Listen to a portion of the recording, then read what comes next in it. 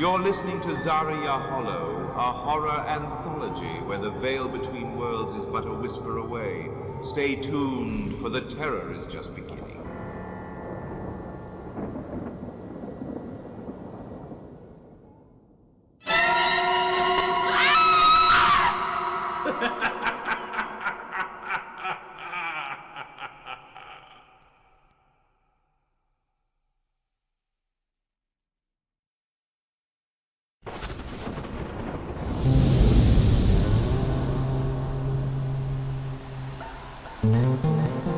In the shadowed embrace of Witchcrest Peak, where ancient secrets lie dormant beneath the winter's frost, the gentle thaw of spring begins to stir the silent land. Shadowbrook Camp, with its forgotten paths and lingering spirits, slowly awakens as if from a long dreamless slumber.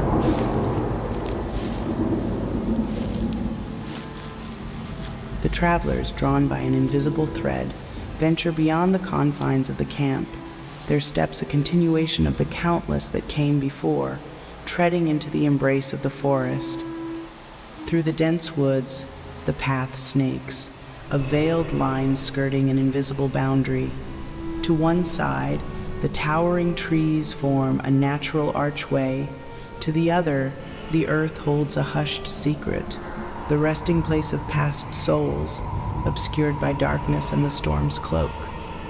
Only the murmuring wind suggests what lies hidden just beyond sight, a silent congregation of stones, marking the time-worn graves, their tales untold in the tempest's shadow, as the travelers pass unknowingly by on their way away from Shadowbrook Camp.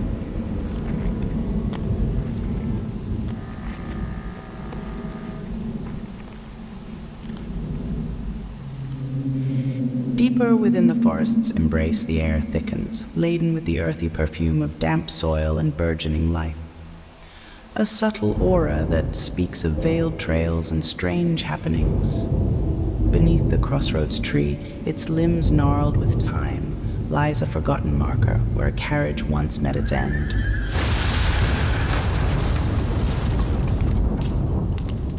As the path meanders westward, it narrows, flanked by the heady fragrance of night-blooming flowers, their sweet, mysterious scent a whispering guide through the shadowed route to the Hendrickson house. As you make your way through the dark and uncertain path, every flash of lightning provides a fleeting glimpse of the world around you. In the distance, you can see the entrance to the estate, guarded by two majestic stone lions. These silent sentinels, with snarls etched into their weathered faces, seem to blur the line between statuary and sentience. In the tempest's intermittent illumination, their features gain a lifelike quality, suggesting a dormant vitality waiting to awaken. Perhaps they are spirits bound to the hollow, eternal watchers in the night.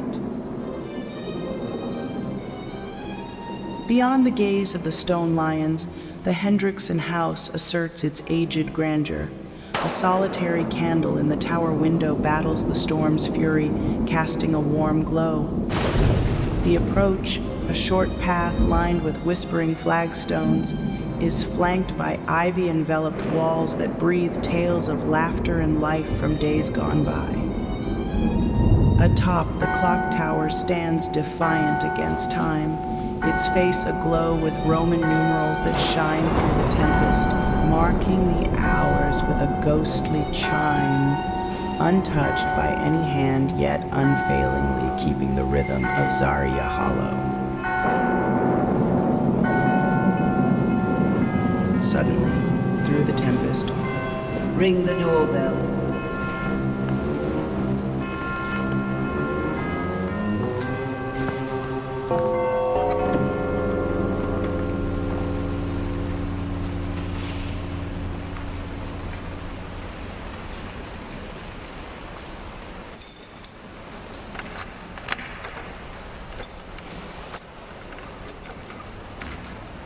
The ensuing silence is profound, as if the storm itself pauses, holding its breath, before the heavy door of the mansion swings open.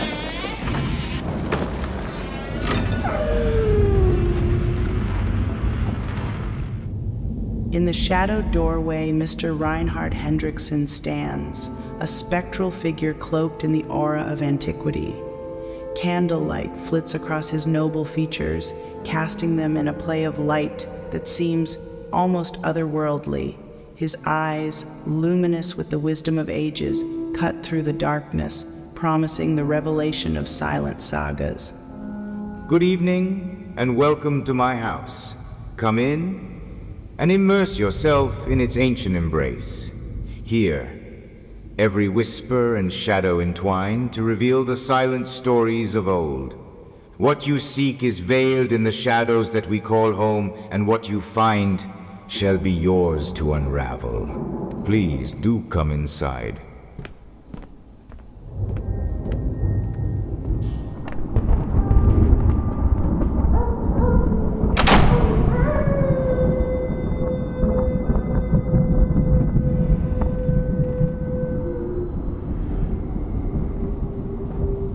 Corridor unfolds, a gallery of whispered history. Shadows cling to the Gothic arches, and the air is heavy with the scent of aged wood.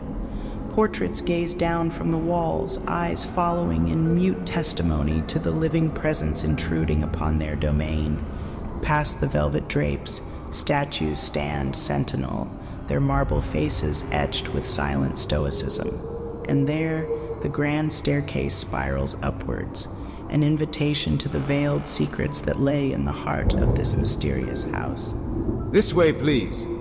The upper chambers await. With Mr. Hendrickson leading, an antique silver lamp in his grasp, they ascend the staircase. Its glow throws dancing patterns upon the walls, shapes that play in the periphery of vision. The light flickers, and for a moment shadows twist in the corners of the grand staircase, elongating, bending. Shadows? Or perhaps something more.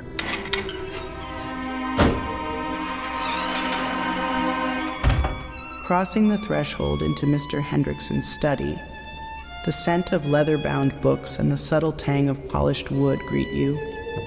The room, bathed in the soft amber light of wall-mounted oil lamps, envelops you in a warm embrace, chasing away the remnants of the storm outside. Shelves rise high, a library of lineage and learning, while the desk, an impressive expanse of dark mahogany, bears the organized chaos of someone intimately entwined with his work.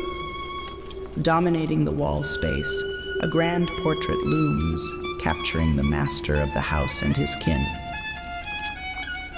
Mr. Hendrickson, with his penetrating but kindly gaze, stands regal and composed. His attire speaks of a refined elegance, the cut of his suit timeless in its craftsmanship. His hair, though touched by the wisdom of years, remains poised, framing a face of both intellect and the warmth of a life well lived.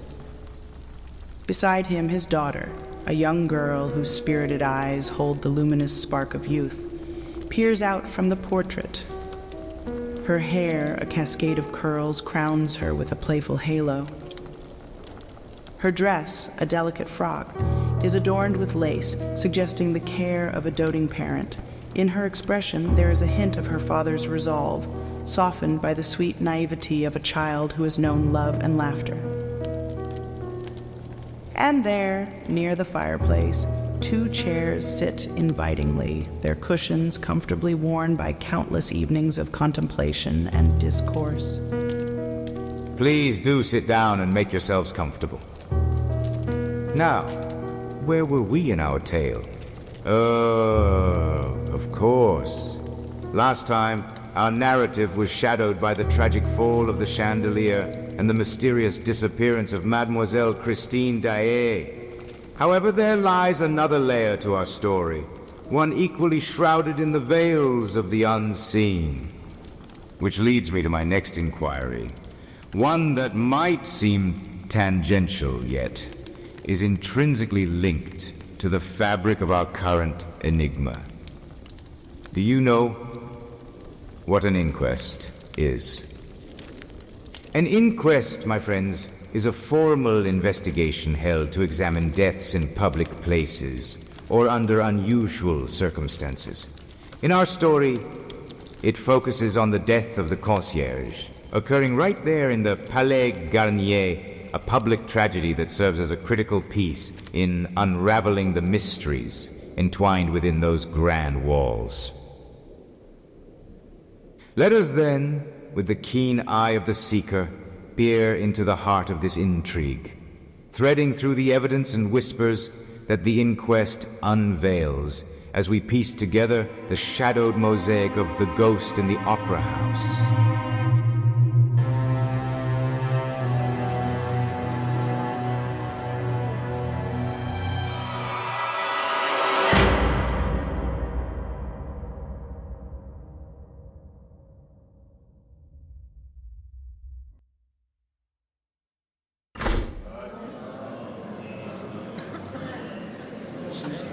As the attendees gather within the Paris Opera House, their anticipation hangs thick in the air, awaiting the commencement of the inquest. Among them stands a figure of authority, René Proulx, chosen to lead the proceedings with a firm yet empathetic hand. His presence commands respect, due to his dedication to the preservation of the opera's legacy. With a decisive tap of his gavel, René Proulx signals the beginning of the inquiry, setting the tone for a thorough examination of the tragic events that befell this hallowed institution. And yet, beneath Proulx's esteemed facade, whispers linger of a more intricate dance, a dance entwined with the influential Monsieur Malpertuis of the Beaux-Arts. Whether born of collaboration or clandestine dealings, their connection remains veiled, casting a shadow of doubt upon the purity of Proulx's intentions. We stand today not in the glow of performance, but in the shadow of a tragedy that has befallen our beloved opera house. The chandelier, once a beacon of light and beauty, now lies in ruin, and a woman is dead. Our task is clear: to dissect this calamity, to understand and to ensure such a misfortune never darkens our stage again. The chairperson's words, heavy with the weight of responsibility, hang in the air, setting the stage for a quest for understanding. First to speak is Inspector Mifoy. Our inquiry into the unfortunate event reveals a glaring oversight in the maintenance of the chandelier's support chains. It seems a legacy of neglect has compromised the very safety we hold sacrosanct. Thank you, Inspector. Such lapses in stewardship are inexcusable. Let us now hear from the current custodians of our opera. The gravity of the inspector's findings is not lost on those present. The chairperson, with a nod to the weight of these revelations, turns the floor over to the current management. Messieurs Moncharmin and Richard both stand, embodying both the burden of past mistakes and the resolve to right them. We've inherited a legacy marred by neglect, and though our intentions were to uplift the beauty and safety of the opera house, we were tragically unaware of the lurking dangers. This incident has deeply affected us all, and I assure you it has catalyzed a commitment to rigorous scrutiny and improvement henceforth. It's a hard lesson learned at a grave cost. We accept our part in this oversight and extend our deepest apologies to all affected. We are also prepared to face the consequences of this negligence, including any fines and reparations deemed necessary. This inquest has laid bare the consequences of neglect and the importance of vigilance in preserving the legacy and safety of our opera house. Let this tragedy be a turning point, a catalyst for change that ensures the well-being of all who step within these hallowed halls. Amidst the solemn atmosphere of the inquiry, a whispered conversation ensues between two attendees. The Persian, a mysterious figure known for his intimate knowledge of the opera house's secrets, and Remy, a keen observer with his own theories about the events unfolding. The verdict, while it brings closure, also heralds a new chapter. It is not merely the footnotes or the public censure that will redefine our beloved opera, but the collective resolve to emerge stronger, ensuring such a tragedy never repeats. In the wake of this calamity, we find ourselves at a juncture of introspection and accountability. The chandelier's fall, an event marked by tragedy, has laid bare the vulnerabilities that lurked within our cherished opera house. This inquest has concluded, not with mere finger-pointing, but with a directive for reform and vigilance. Following the solemn conclusion of the inquest, the grand room slowly emptied, the attendees dispersing under the weight of the day's revelations. The air was thick with whispers of the scandal, the burden of responsibility now squarely on the shoulders of the current management, Monsieur Richard and Moncharmin, who were left to grapple with the implications of the inquest's findings. To think the neglect went unnoticed until tragedy struck. The fine the managers must pay, it's a scandal indeed, but perhaps necessary to ensure such oversight never happens again. Yes, the Opera House, with its grandeur and history, deserves better stewardship. We must protect its legacy and the safety of those who come to bask in its arts. Under the grand dome of the auditorium, in the aftermath of the inquest's ruling on the chandelier's fall, Monsieur Remy and the young inspector stood enveloped in the vast silence. So, it's settled then. Wear and tear. It seems straightforward, but something doesn't sit right with me. What about you, Monsieur Remy? You've been quiet since the verdict. Remy, lost in thought, gazed at the place where the chandelier once hung. The ruling replayed in his mind. It's not as simple as wear and tear, Inspector. There's a piece of this puzzle we're missing. Le Fantôme's note, it was a declaration of war, a reaction to a perceived injustice. Madame Giry's unfair treatment might have been the last straw for him. What do you mean? Before the incident, Madame Giry was removed from her position, accused without cause. I tried to intervene, but my efforts were in vain.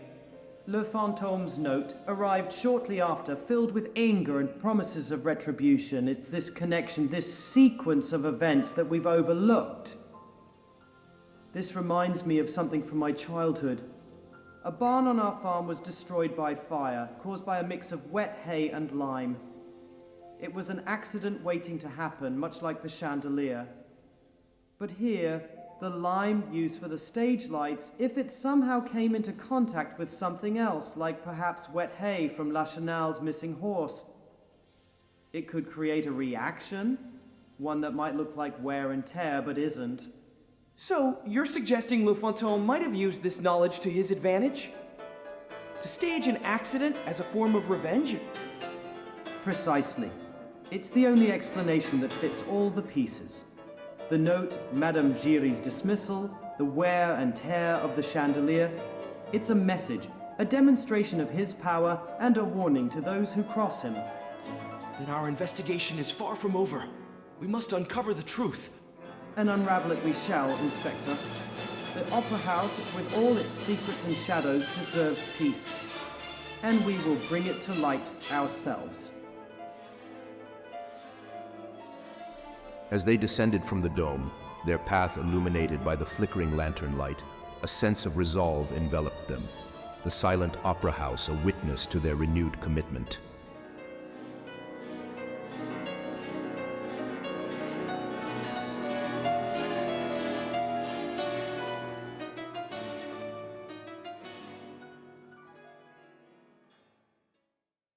In the dimly lit office of the opera house's managing directors, a peculiar silence hung in the air, broken only by the soft rustling of a freshly delivered letter.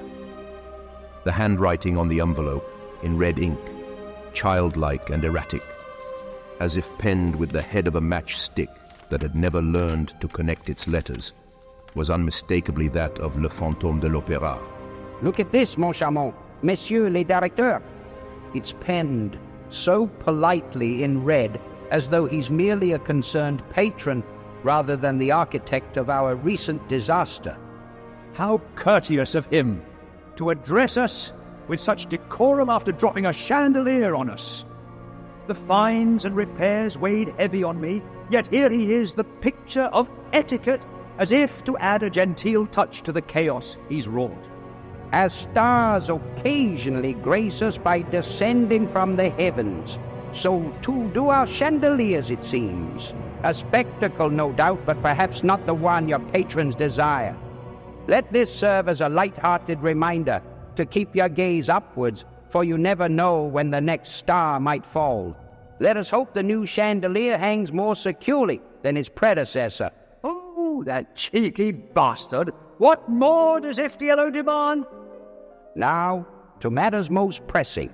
The Opera House shall not languish in silence following its fortnight of solitude. Faust shall herald our grand reopening.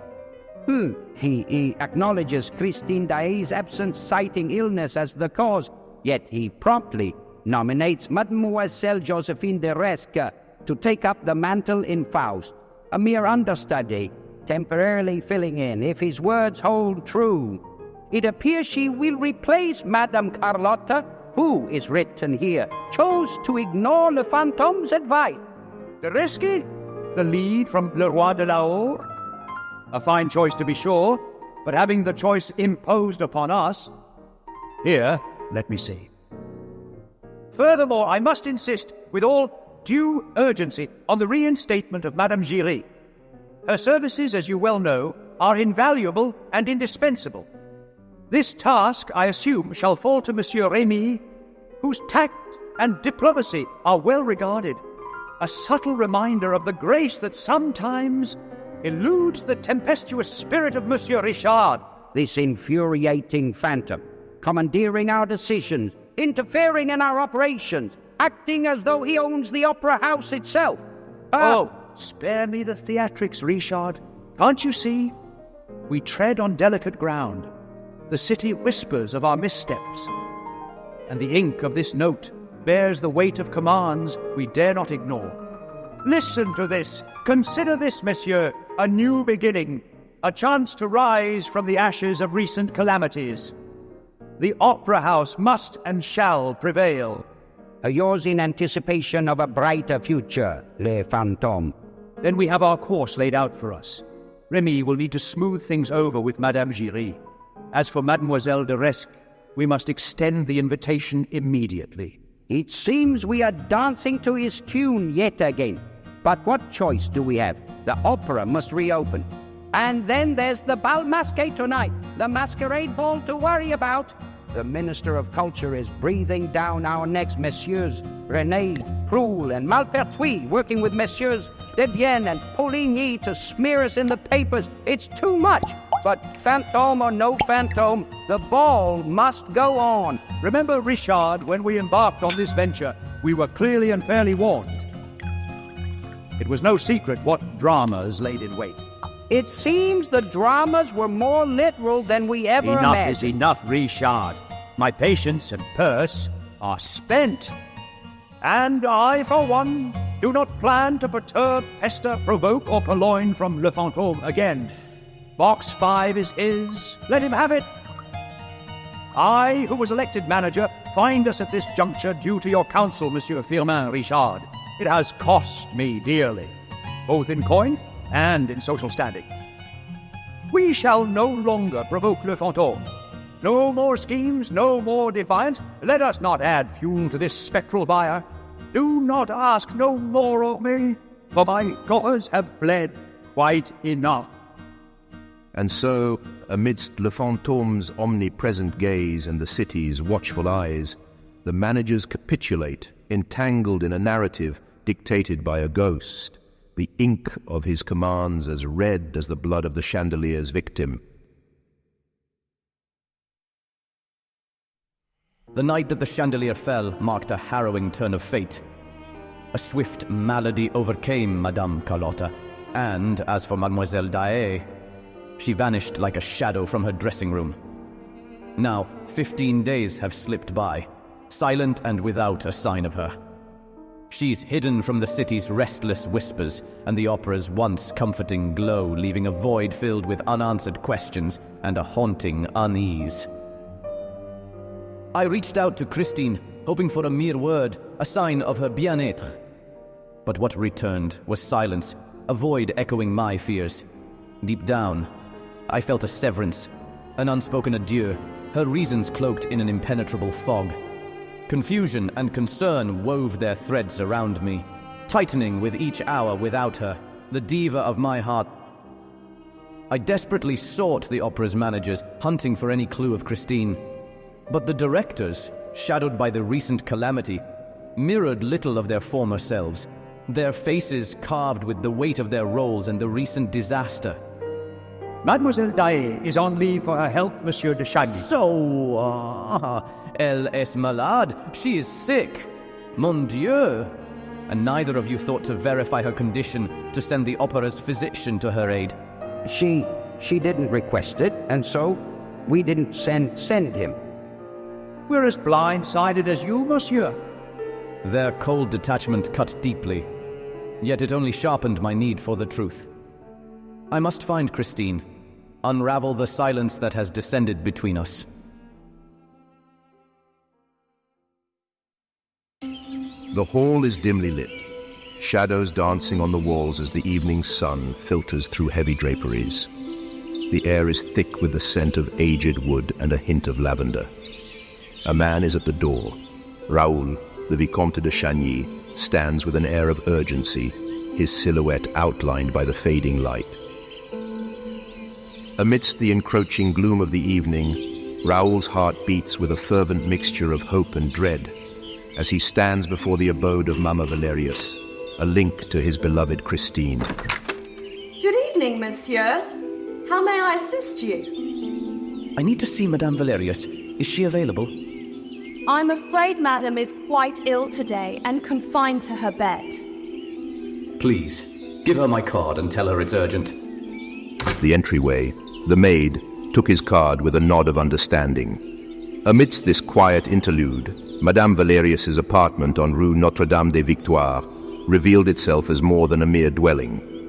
It stood as a poignant echo of her life with Professor Valerius. With measured steps, the maid traversed the somber spaces of the apartment. Finally, the maid reappeared. Madame will receive you in her bedroom. This way, please. Beside Madame Valerius's bed, where the light casts gentle shadows across her serene face, Raoul stands, a figure of youthful turmoil. Ah, Monsieur le Vicomte de Chagny, heaven sent you to visit me. Let us talk about her, shall we? Madame, where is Christine? With her good genius, of course. Good genius? What do you mean? Oh, the angel of music. They are always with her. Genius? Angel? It's all becoming a blur. Shh. We mustn't speak about it to anyone. It's a secret. You can rely on me. Raoul's assurance, automatic and distracted, floats like a leaf caught in the turbulent winds of doubt and confusion. I know. Now come closer, dear, just like when you were a little boy. Give me your hands as you did when... what was it? Oh yes, the story of little Lottie that Father Daae told you. Her words, tinged with nostalgia and secrets, draw Raoul into a web of past innocence and present enigmas, binding him to the spider-like threads of a love both pure and haunted. My, how you've grown, Monsieur de Chagny. The last time I saw you, you were just a boy. And now look at you, so tall and handsome. Time does fly, doesn't it? It's been so long since those days. And I don't get much company here. Not since my dear husband, Professor Valerius, passed away. The house has been so quiet. Too quiet at times. But seeing you now, it brings back memories, joyful ones, of when you used to visit with Christine. You always had such a spark in you. I do like you, you know, Monsieur Raoul. And Christine, oh, dear Christine, she likes you too. She does? She really does. What makes you think, madam, that Christine likes me? She speaks to me about you every day, my dear. She even mentioned your declaration of love, how you sounded like a knight in a fairy tale, just like the games you used to play as children. Oh, mon Dieu! To think the valiant Sir Raoul, charging forth with his heartfelt avowal, as if jousting at a tournament of old. His face blooms with the intense red of embarrassment as her laughter, warm yet piercing, fills the intimate space of the bedroom. Now wait, where Raoul, are you going? Fuming and embarrassed, he reaches abruptly for his hat and coat. Please, sit down. You are angry with me because I laughed, I beg your pardon. After all, what happened is not your fault. You did not know. You are young. And you believed that Christine was free. Huh? Madame, I must know. Is Christine engaged? Oh, my dear boy, you know very well that Christine, even if she wanted to, cannot get married. What? Why can Christine not get married? The genius of music has plans for her that don't involve marriage. The revelation, as soft as a whisper yet as cutting as a blade, slices through the remnants of Raoul's denial, exposing the stark reality of Christine's otherworldly bond. Come again? But that's absurd. How can an angel dictate her life? The genius forbids her, and told Christine that if she were to marry, she would simply never hear them again, and that they would have to leave forever. And of course, she does not want to let the genius of music go. It's only natural, don't you see? It's a decision that she chose to make. She dedicated herself to put her whole soul into her music with the genius. The words hang in the air, a decree of fate and choice. Yes, it is only natural. Raoul's whispered acceptance, hoarse and strained, is a reluctant surrender to the inexplicable realities of Christine's world. A world where music and mystery entwine in an ethereal dance. Besides, I thought Christine had told you this when she met up with you in Pero, where she had gone with her good genius. So her good genius was in Pero. They arranged to meet her there in the cemetery. They promised to play the resurrection of Lazarus with her father's violin. You remember that tune, don't you? Now, how did it go? Something like, "Come and believe in me. Whoso believes shall not pass away. Come and be with me." Those words, they echo in the mind, don't they? Like whispers from the past, clinging to the air. Madame, you are going to tell me exactly where this genius resides. In the heavens, dear. Where else? Please, Madame, tell me where to find Christine. I implore you, with every fiber of my being, tell me where she is. I must see her. I must know that she is safe. I wish I could, my dear. You would have to ask the genius of music. I have not heard from Christine since the night she did not come home. And I must confess that I am starting to worry. When I saw you arrive, I said to myself, perhaps she is with him. But stay calm. There is no need to be concerned. Come. So she went away with the genius. The angel could not have taken her to heaven. We need to know where on earth this genius lives. Do you have any information that would be helpful? What kind of news did she send you on the evening she did not come home? This letter arrived before dawn the next morning. Here it is. Read it for yourself.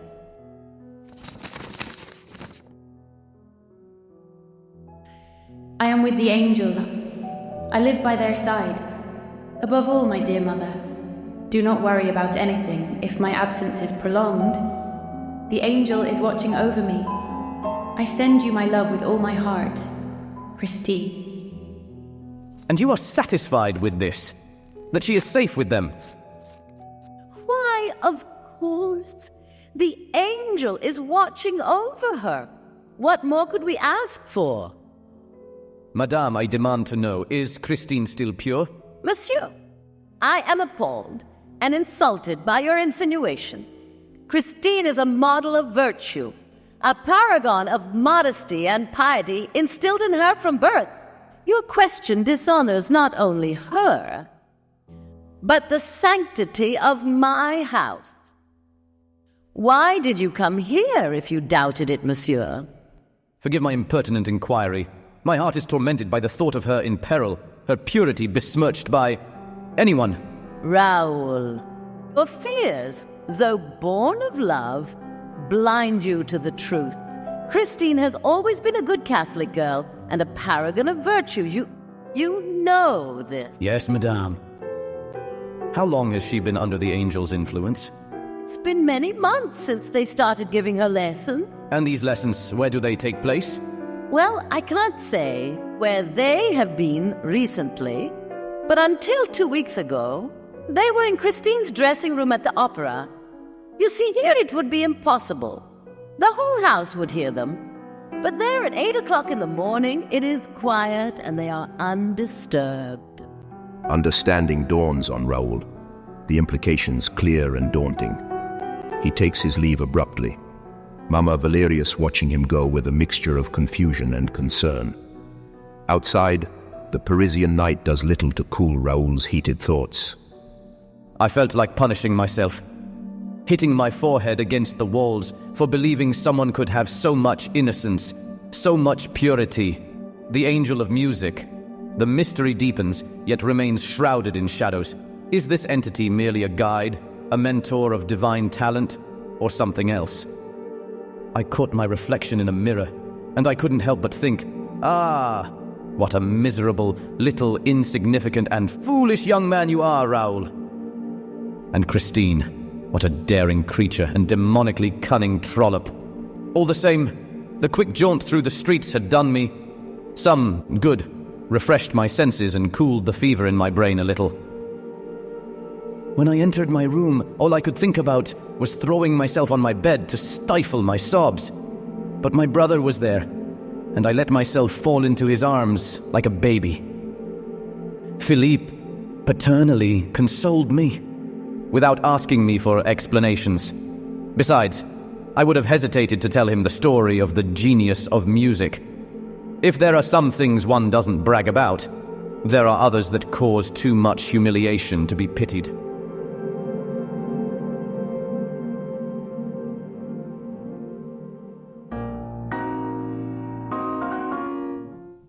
In the dim light of a Parisian evening, Raoul, with a heart burdened by love and mystery, sought the counsel of his brother, the Comte Philippe de Chagny. They found solace in the quiet of a private salon, the clinking of their glasses, the only intrusion upon their solemn conversation. It's Christine. She was seen under the cloak of night in the company of a gentleman, their carriage a spectre in the moonlight. The revelation struck Raoul like a cold wind, chilling his very soul. The angel of music? Could it be he who shadows her steps? And you believe this, that Christine... I recount only what others' eyes have seen, what their lips have whispered. Paris is abuzz, my brother. As Raoul paced, the rustle of his steps spoke of the turmoil that raged within, a storm that no words could calm. Tread carefully, dear Raoul. The depths of this enigma are yet to be fathomed.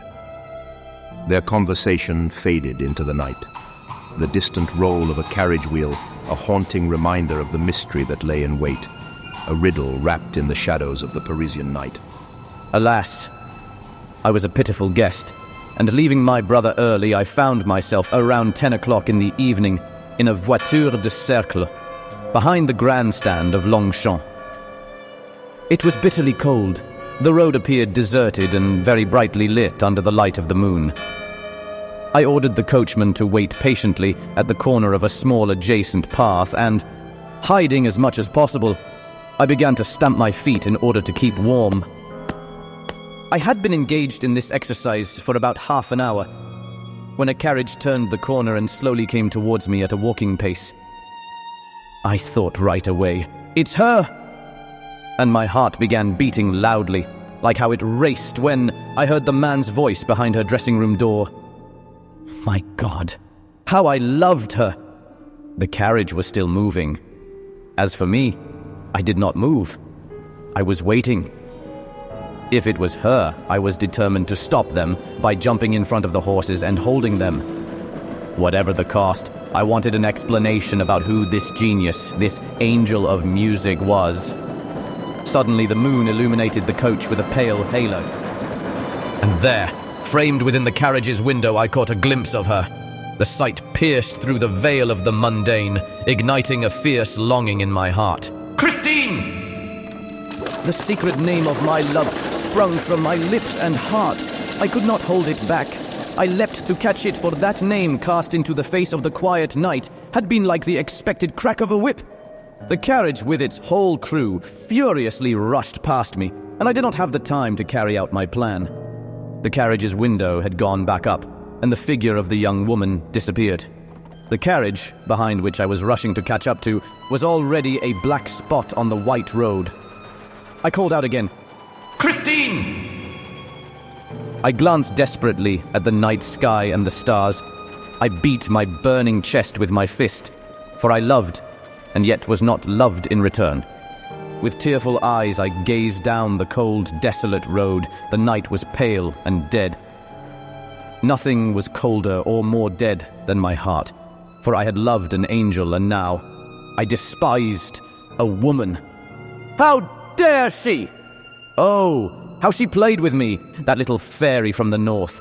Was it truly necessary for her to possess such softness in her cheek, such innocence in her gaze, always on the brink of a blush, only to disappear into the night? There she was, ensconced in the back of a grand carriage in the company of a mysterious lover. Mustn't there be a line drawn in the sand of deceit and pretense, beyond which even the most cunning dare not tread? And should Christine still feign the innocence of a doe, when, in truth, she navigates the night with the finesse of a harlot? She slipped away, deaf to my pleas. Why did I even dare to intercept her journey? What audacity possessed me to confront her? She who pleaded for oblivion. Can I fault her for merely existing in my path? Her voice haunts me, mocking. Vanish, Raoul. You are nothing but a shadow, less than a memory, erased from my existence. Why must her imagined whispers gnaw at my resolve? Disappear from my thoughts, dissolve into nothingness. You are less than a shadow. Why must her imagined whispers gnaw at my resolve? Disappear from my thoughts, dissolve into nothingness. You are less than a shadow. To think, at the mere age of 20, death whispers in my ear. When I entered my room, all I could think about was throwing myself on my bed to stifle my sobs. But there was Philippe, my dear brother, waiting with open arms. I collapsed into his embrace, seeking solace like a lost child. The morning unfurls its light gently through the curtains of Raoul de Chagny's bedroom, casting a soft glow on the remnants of a sleepless night. The valet, his face creased with concern, steps into the room with the quietude of long service. He finds Raoul, the young Vicomte, sitting on his bed, an image of desolation, still dressed in the clothes from the previous night, his face telling tales of inner turmoil and unrest. Monsieur, your morning mail has arrived. Forgive my intrusion, but you seem unwell. Shall I fetch some assistance? He paused at the sight of my unkempt state, his brows knitted in worry, mirroring the alarm and care that his duties rarely called for. Raoul fixates on a particular envelope, its surface marred with mud, bearing no stamp, but his name in penciled letters. Deliver to Monsieur Raoul de Chagny. I quickly took the letters from him, my eyes scanning for the familiar handwriting of Christine, my heart racing with a mixture of hope and fear. The mud, it must have been from the ground at Longchamp. Did she throw this from a carriage window in her haste or distress? But how did this letter journey from Longchamp to find its way to my doorstep? This letter was discovered by a passer-by near the Place de l'Opéra this morning, Monsieur le Vicomte. It appears they recognized its urgency or importance and thus delivered it to your residence. My friend, be at the masquerade at the opera. the day after tomorrow, immediately following the performance, at midnight. Find the petit salon behind the fireplace in the grand foyer. Wait by the door leading to the rotunda. Share this meeting with no one. Wear a white domino and ensure your mask conceals all. Your life may depend on remaining incognito. Christine. That single glimpse was all it took for Raoul to grasp onto hope once more. The dark vision he had of Christine appearing to discard her self-respect was now replaced with the image of an unfortunate and unhappy child, an innocent ensnared by naivety and sensitivity. In this late hour, to what extent was she truly ensnared, and by whom? What abyss had claimed her? These queries haunted him with cruel anguish. Yet this agony was preferable to the notion of a deceptive Christine. Who had captured her? What monstrous influence had she fallen under? Music must be the key, he reasoned. It must hold the truth. He recalled Christine's recent past, her despair post her father's death, her indifference to life, mirrored in her mechanical singing. But then, a miraculous awakening occurred. The angel of music had arrived. Raoul's thoughts wandered to Princess Belmonte, another victim of enigmatic despair, silenced by grief until a song, a familiar melody, broke through her sorrow, reviving her spirit. The angel of music had been a consistent presence in Christine's life, teaching her for months and now boldly accompanying her in public. What game was this entity playing with Christine?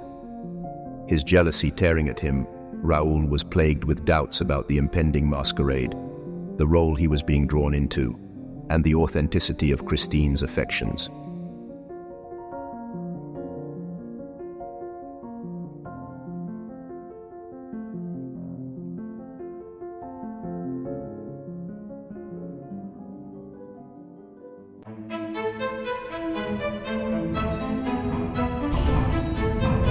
In the quiet aftermath of turmoil, the Palais Garnier stood, shrouded in a somber hush. The harrowing descent of its once majestic chandelier, a grim spectacle witnessed by many, had etched a stark note of mortality into the opera's legacy, leaving behind a residue of whispers and tarnished esteem. Under the vaulted expanse of the auditorium, a gathered crowd stands in hushed reverence, their eyes collectively fixed on the performance at hand. The new chandelier, a labyrinth of crystal and bronze, ascends slowly, its facets catching the dim light and scattering prisms across the ornate walls. The financial burden of the chandelier's restoration fell heavily upon us, with I, Armand Moncharmin, bearing the brunt of the cost. The necessity of replacing such an opulent symbol of our opera's grandeur was a task met with a mixture of duty and underlying frustration. Each inch it rises marks a silent triumph over the opera's recent shadows, a tangible ascent from darkness to light. The once muted whispers of its audience grow into a murmur of awe and approval, their gaze tracking the slow, deliberate journey of this luminous phoenix. Each clink and whisper of rope seemed to murmur the unspoken tensions between Moncharmin and Richard, the financial disparity in their contributions and unvoiced strain on their partnership. But what is a sum of money against the backdrop of the opera's splendor? The chandelier rises once more, a beacon of our undimmed dedication to the arts. The air is thick with the memory of the tragedy, yet now tinged with a burgeoning hope. As the chandelier reaches its destined height, it hangs like a star reborn, its light a soft promise to dispel the lingering echoes of the past and illuminate the path to a resplendent future. In the shadowed corners of the grand auditorium, the silent figures of the managers, Monsieur Remy, the keen eyes of the Sûreté, and the unobserved presence of the Persian bear witness to this moment of renewal. Their expressions, illuminated sporadically by the ascending chandelier's glow, are masks of contemplation, etched with the complexities of the past and the uncertainties of what lies ahead. As the midday sun wanes, casting long, languid shadows upon the cobbled stones of the Rue Scribe, Monsieur Remy, steadfast secretary to the stewards of the opera, makes his measured return to the administrative quarters. His steps, unhurried, echo the recent repast shared with the keen-eyed young inspector, a tête-à-tête laden with implications as rich and complex as the hearty fare of their luncheon. The brisk air of Paris brushes past him, carrying the distant strains of an aria sung by some unseen diva in rehearsal. This serenade weaves through the busy thoroughfare, bustling with carriages and the clatter of daily commerce. Remy's path back to the opera house is one etched with introspection. The informal council over espresso and baguettes had imparted more than sustenance. It had provided food for thought, fueling his resolve for the tasks that await in the grand edifice that now looms before him. Arriving at the opera, he ascends the administration staircase, l'escalier de l'administration, a route veiled to the general public and reserved for the higher echelons of the opera's hierarchy. The air grows still, markedly quieter than the lively grand staircase frequented by patrons and enthusiasts. He approaches the Secretary General's office, a space adjacent to the waiting rooms and bustling offices of the opera boys. Here, the pulse of the opera's day-to-day affairs throbs through the walls. Decisions shaping the future of the famed institution are formed within these confines.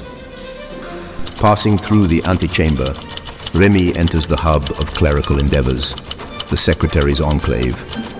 It's an austere contrast to the opulence beyond these walls. Here, practicality reigns with rows of filing cabinets and desks laden with inkwells and papers. The room resonates with the quiet toil of secretaries diligently preserving the rhythm of administrative life amid the drama of the opera. His office, a Spartan alcove amidst the grandeur, awaits his return. No sooner does Remy settle into the cadence of his responsibilities than an urgent message disrupts the stillness. Monsieur Remy, a note from Monsieur le Directeur. A fresh edict from the directeurs. With a sense of solemnity, he carefully broke the seal, unfolding the letter with a deliberate gentleness, as if the very act could influence the message within.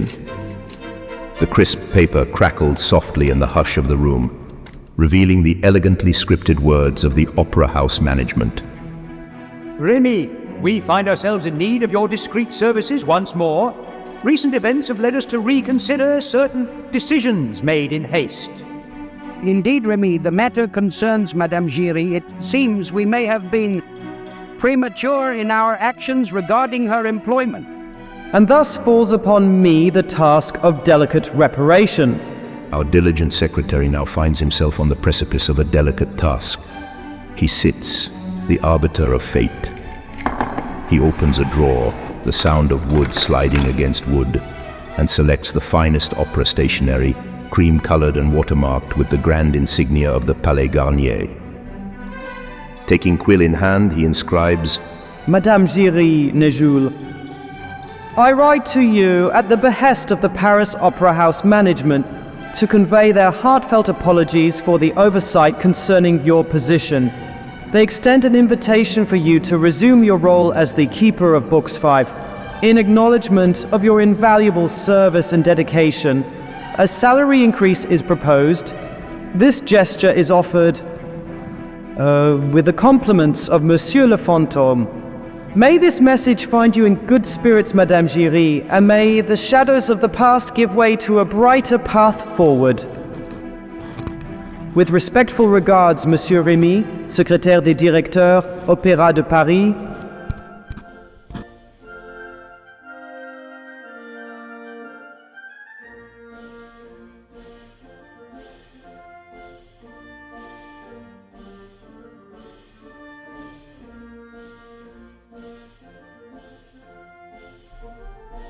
On an evening imbued with anticipation, the grandeur of the Paris Opera House was reignited, its doors reopening to unveil a spectacle.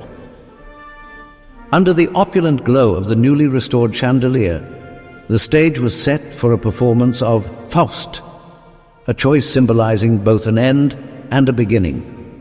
The curtain rose, and Josephine d'Eresque, embodying Marguerite, captured the essence of tragic innocence, with such enthusiasm that it was as if the role had awaited her emergence. Beside her, Carolus Fonta as Faust portrayed the tormented scholar with a depth that resonated in the very bones of the opera house, each note ardently expressing his character's turmoil.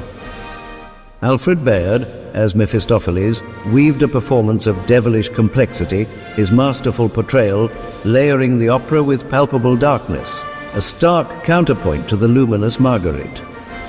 Together, they transformed the stage into a battleground of celestial and infernal forces, reflecting the very dichotomy of the opera's recent past.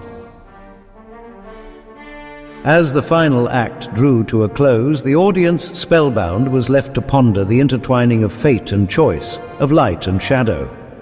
The opera house, once shrouded in silence and scandal, had returned to life, its pulse beating to the rhythm of renewed hope and undying artistry. And thus, amidst applause that echoed like thunder through the hallowed halls, the Paris Opera rose, phoenix-like, from the ashes of managerial negligence.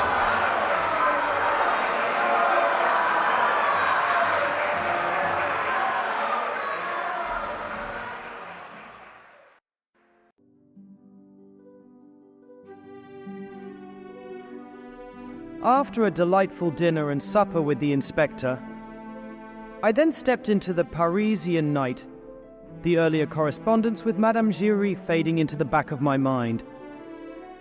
The streets, awash in moonlight, whispered tales of the day's end, while the cool air brushed against the residual warmth of the evening's congenial encounter. The city's serene ambience offered a peaceful transition from the lively companionship of the inspector to the solitary contemplation of the nighttime stroll.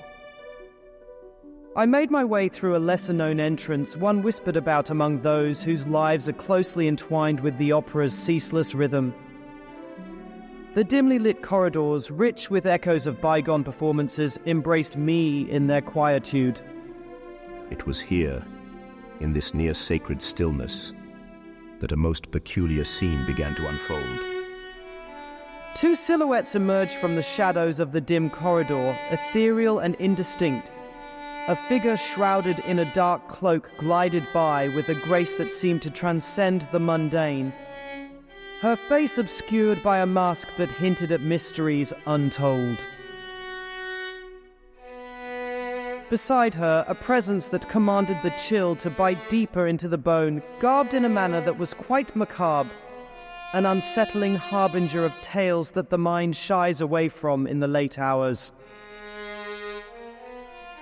But on the eve of the masquerade, their presence seemed a harbinger of the evening's enchantment. Beneath the opera's grand dome, where reality often dances with the fantastical, who knows what spectacles or shadows tonight's revelry might unveil? The midnight chime resonated through the grand corridors of the Paris Opera House, heralding the apex of anticipation. On this night, the masquerade ball unfurled, transfiguring the historic venue into a tableau of mystique and celebration.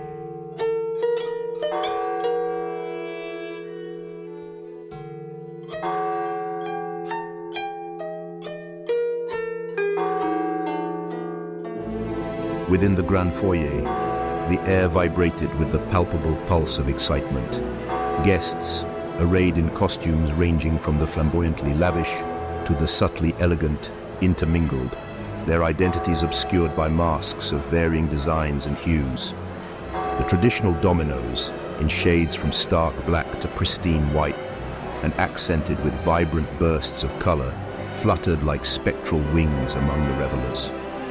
Behold the hommes du monde, or men of the world, their attire not fully masked, revealing the dual nature of their existence, half hidden yet ever so conspicuous in their societal dance.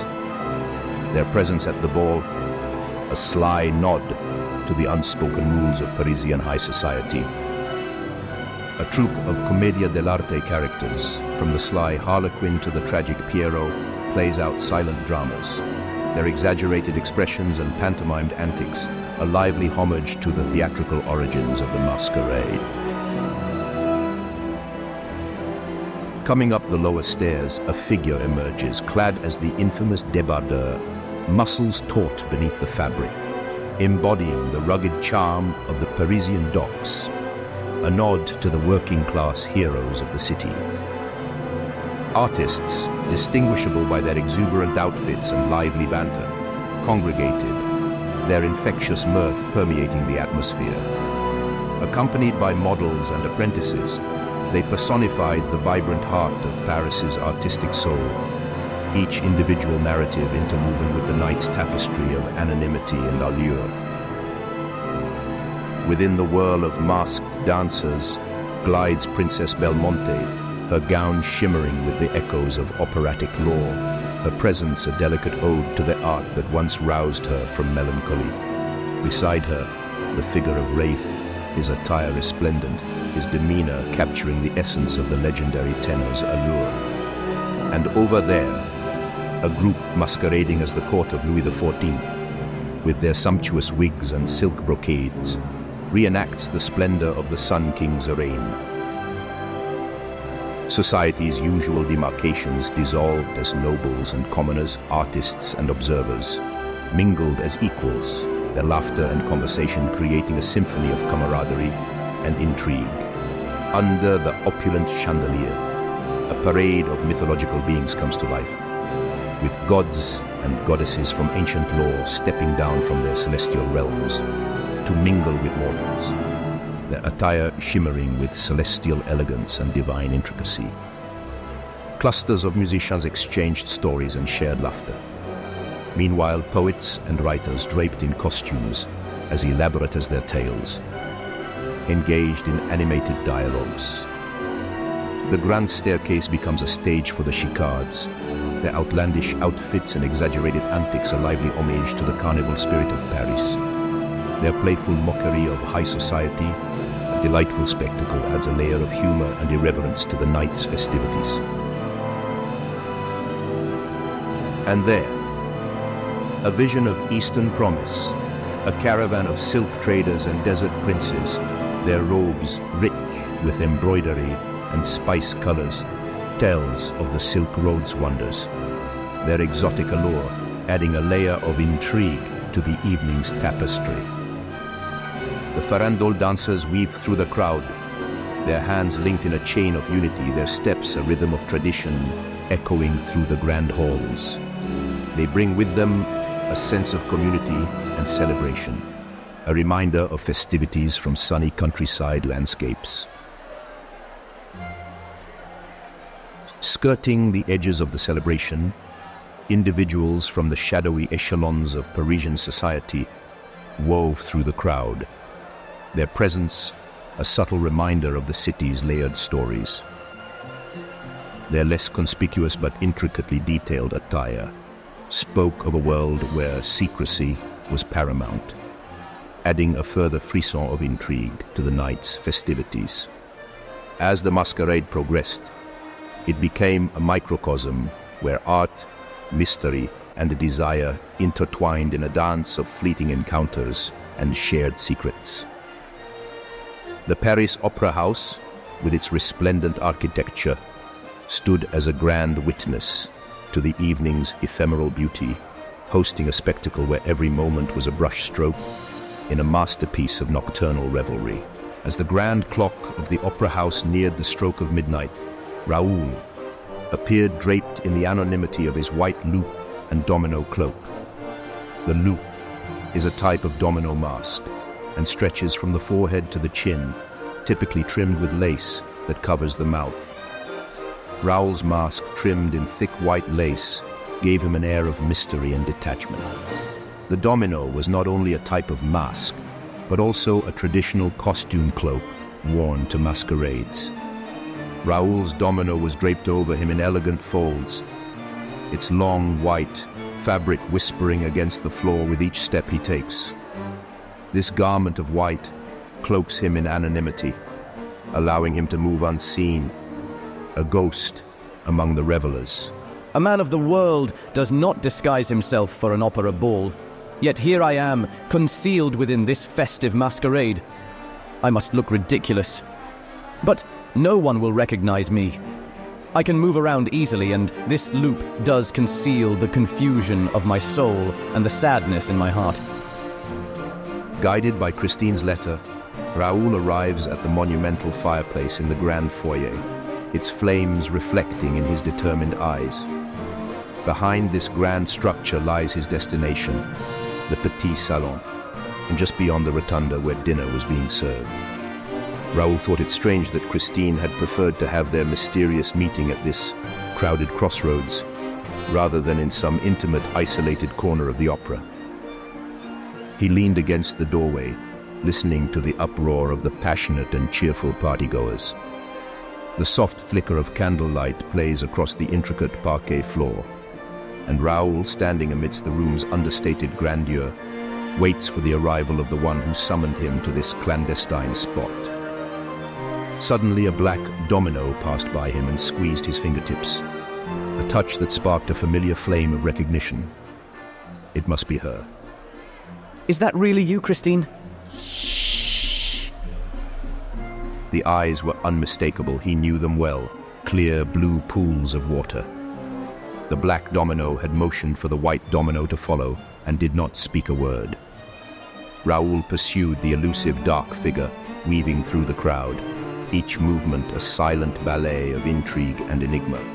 Haunted by the fear of losing her once more, Raoul's emotions were a tumult of confusion and clarity. He harbored no resentment, convinced of Christine's innocence despite the oddity of her actions. Desperate for reconciliation, he was prepared to grovel, to pardon all transgressions, believing she would unveil the truth behind her mysterious absence. Periodically, the black domino would turn around to see if the white domino was still following. As they slowly made their way back to the grand foyer, Raoul's attention was caught by the spectacle of a crowd gathering, drawn to a figure of lavish extravagance and chilling allure.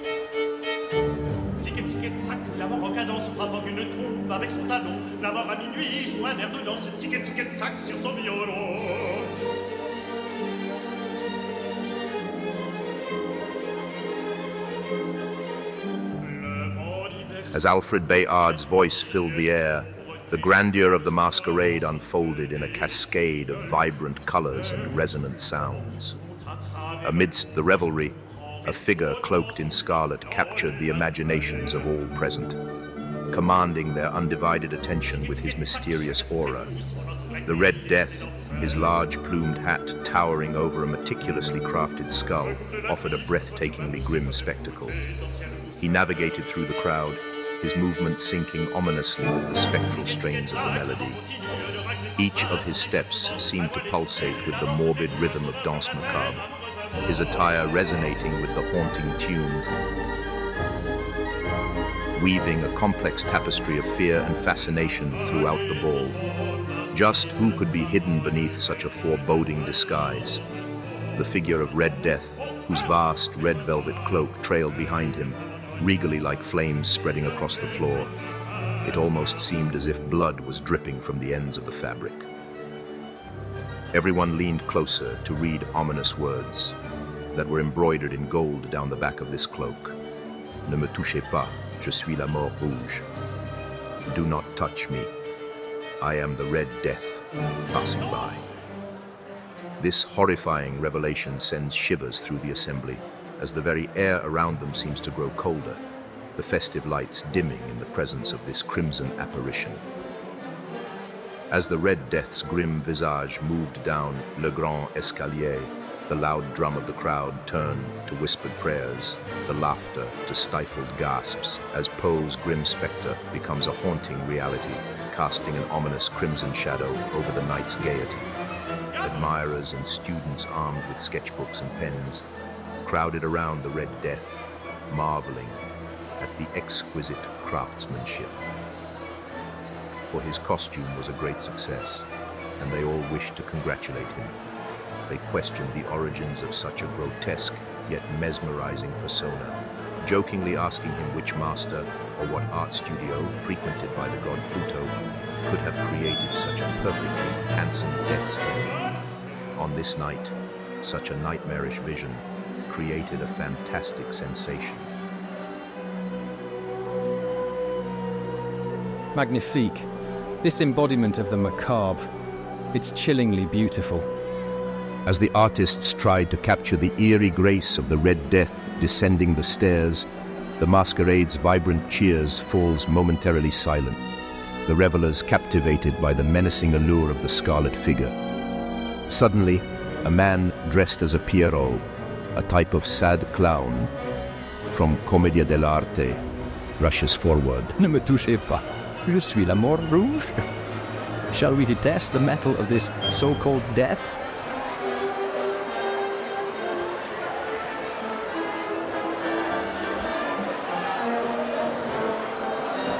The crowd, caught between amusement and apprehension, watches as the clown reaches toward the spectral figure, his movements brazen yet unsteady.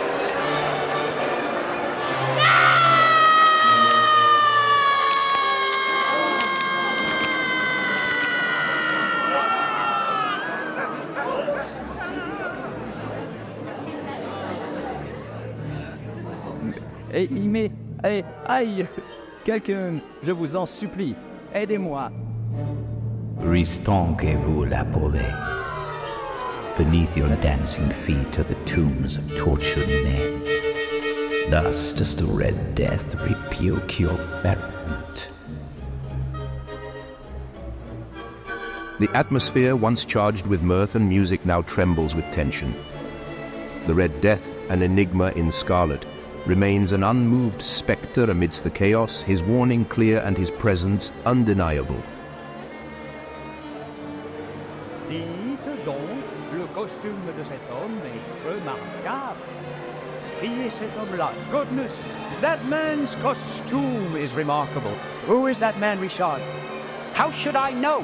He's wearing a mask. Besides, didn't you invite him? How the hell should I know? He's wearing a mask! With their silent plea evident, I took up the mantle. The festivities' shadow had deepened, and I was now entwined in the mystery of the Red Death. Gathering my resolve, I edged closer to the Red Death, who stood aloof from the festive crowd. His stillness was a stark contrast to the surrounding revelry.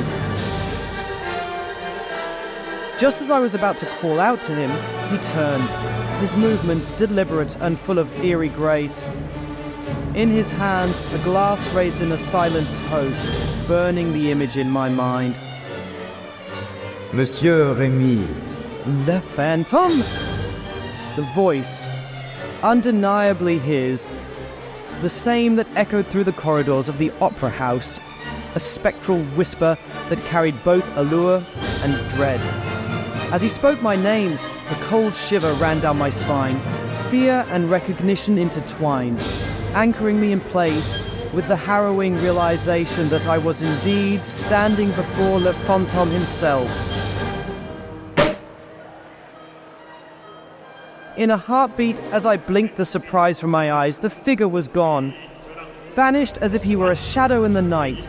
The space he occupied, now empty, left a void in the festivities. Had he been there at all? My eyes searched the crowd, but the Red Death was nowhere to be seen. In a fateful instant, Raoul's eyes met those of the funeral figure, the Red Death who had turned to face him.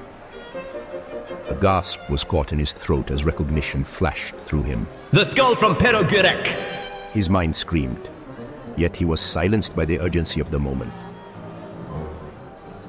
Raoul wanted to rush forward to confront the skeletal figure, but Christine, consumed by a strange, frantic emotion, drug Raoul away from the foyer, away from the haunting presence of the Red Death. Her eyes darted back and forth, her pace quickening with fear, pulling him along as if chased by unseen demons. They ascended 2 flights of stairs, reaching the quieter, deserted corridors above. Christine, with a swift push, opened a door to one of the boxes, gesturing for Raoul to enter quickly. Stay back. Do not show yourself. In the dimly lit box, Raoul, mask in hand, watched Christine. She remained behind her mask, listening, leaning against the partition to the adjacent box. She was tense.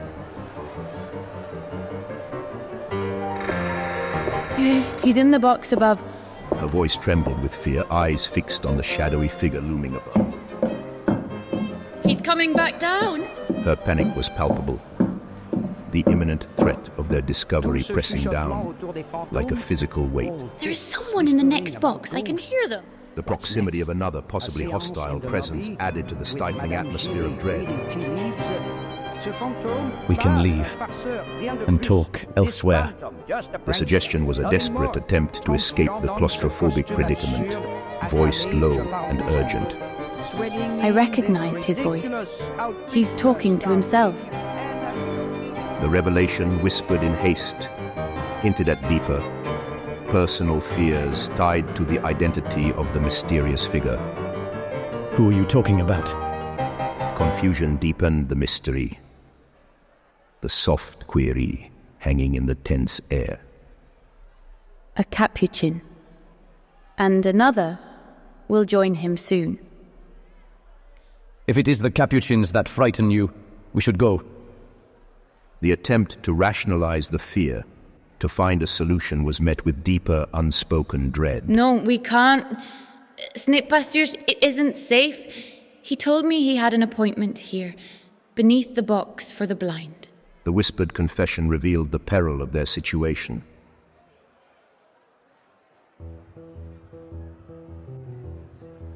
We need to leave, now! The urgency signaled a critical juncture, fear morphing into resolute determination to escape. Let's go! No, we're too late. The sudden stop, the whisper fraught with alarm, marked the collapse of fleeting hope for a safe departure.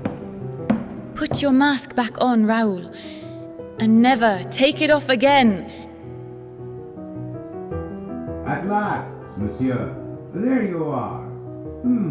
But do you not think it would be more appropriate to have this conversation in your office? Here, unfortunately, monsieur, there's a risk of eavesdroppers. Let us go to your office, monsieur. It's safe now, but I was so afraid. Afraid of what? Who frightens you? Through the slit in the door, Raoul caught sight of two monks, indistinguishable from one another, descending the staircase to the lower tiers, their figures soon swallowed by the gloom.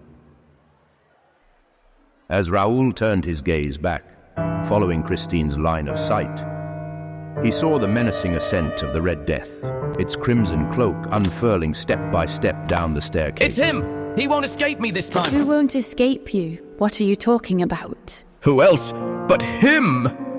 The man who hides under that hideous funerary image. The evil genius from the cemetery at Perro. The Red Death. And finally your friend, Mademoiselle, your angel of music, but I will tear his mask off his face, as I will tear mine off in turn, and we will look at each other, this time face to face without a veil and deceit. And I will know who you love and who loves you. And then he burst out laughing insanely. Christine moaned painfully behind her loop mask. She stretched out her arm in a tragic gesture, and with unexpected strength, she held Raoul back with a force that seemed to defy her slender frame. Raoul, in the name of our love, stop. Please, stop! Love. You never spoke of love before. She had never said that to him before. She had plenty of opportunities to do so previously, especially when she had seen him miserable and in tears imploring just a kind word, and yet none had come. She had seen him get ill and almost die from the cold in Perro, and even then nothing, she ran away. And now, in this moment, to say, in the name of our love. Raoul did not believe her. Our love? Ha! You are lying, Christine. You do not love me. You never did. You are only trying to delay me for a few seconds to allow Red Death to escape. Ha! Why did you, in Perro, with your demeanor and the sparkle in your eyes, lead me to harbor so much hope? I regarded you as a woman of integrity, just as I strive to be a man of honesty, yet throughout this time, it appears you were merely mocking me. Well done, mademoiselle. Your deception was flawless. You have skillfully managed to deceive everyone around you. You shamefully abused your benefactress's genuine affection, who still believes in your sincerity. And all the while pretending to meet with me, you were scheming to meet with the Red Death at the ball. I despise you, Christine!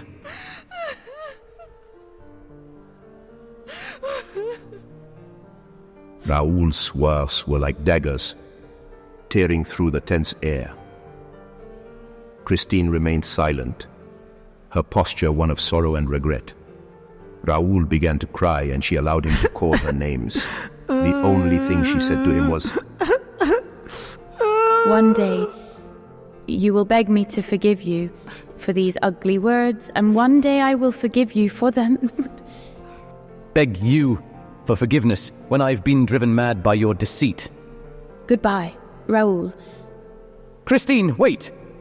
Shall I applaud your next performance then? I will sing no more, Raoul. So, you are leaving the stage for a life of leisure. I congratulate you. But I'm sure I will see you in the bois one of these evenings. No, you will never see me again, Raoul. Not in the bois, nor anywhere. Then tell me, mysterious madame, to what darkness do you return? To what hell, or to what heaven? I came to explain, my friend, but now you wouldn't believe me. You have lost faith in me, Raoul. It's over. What does all this mean? You are free to go where you like, you walk around the city unhindered, you put on a domino and go to the ball. Why do you not go home? What have you been doing for the past 2 weeks? What is this tale you told Mama Valerius about the angel of music? Someone may have deceived you and abused your vulnerability.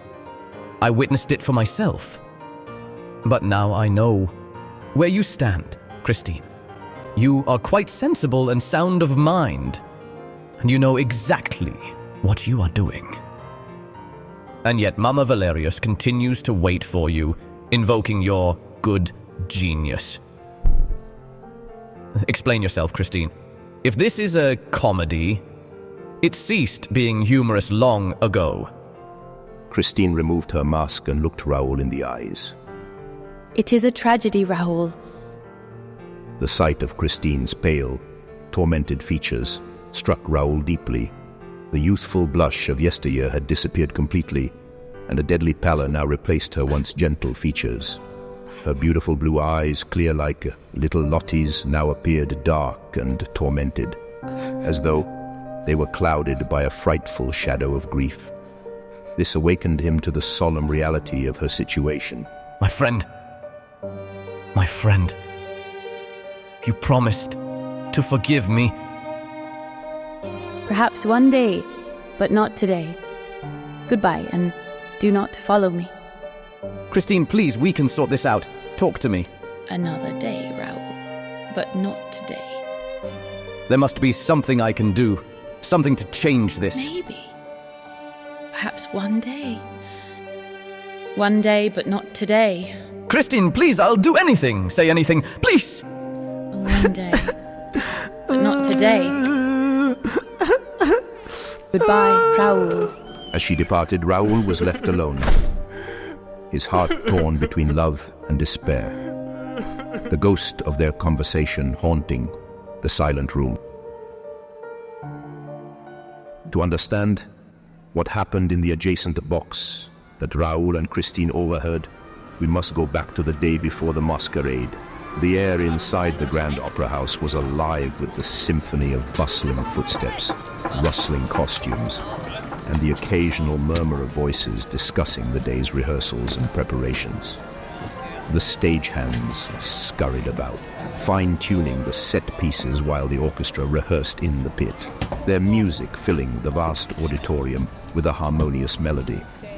Amidst this organized chaos, 2 letters of identical content, though unknown to each other, found their way to Monsieur Moncharmin and Monsieur Richard.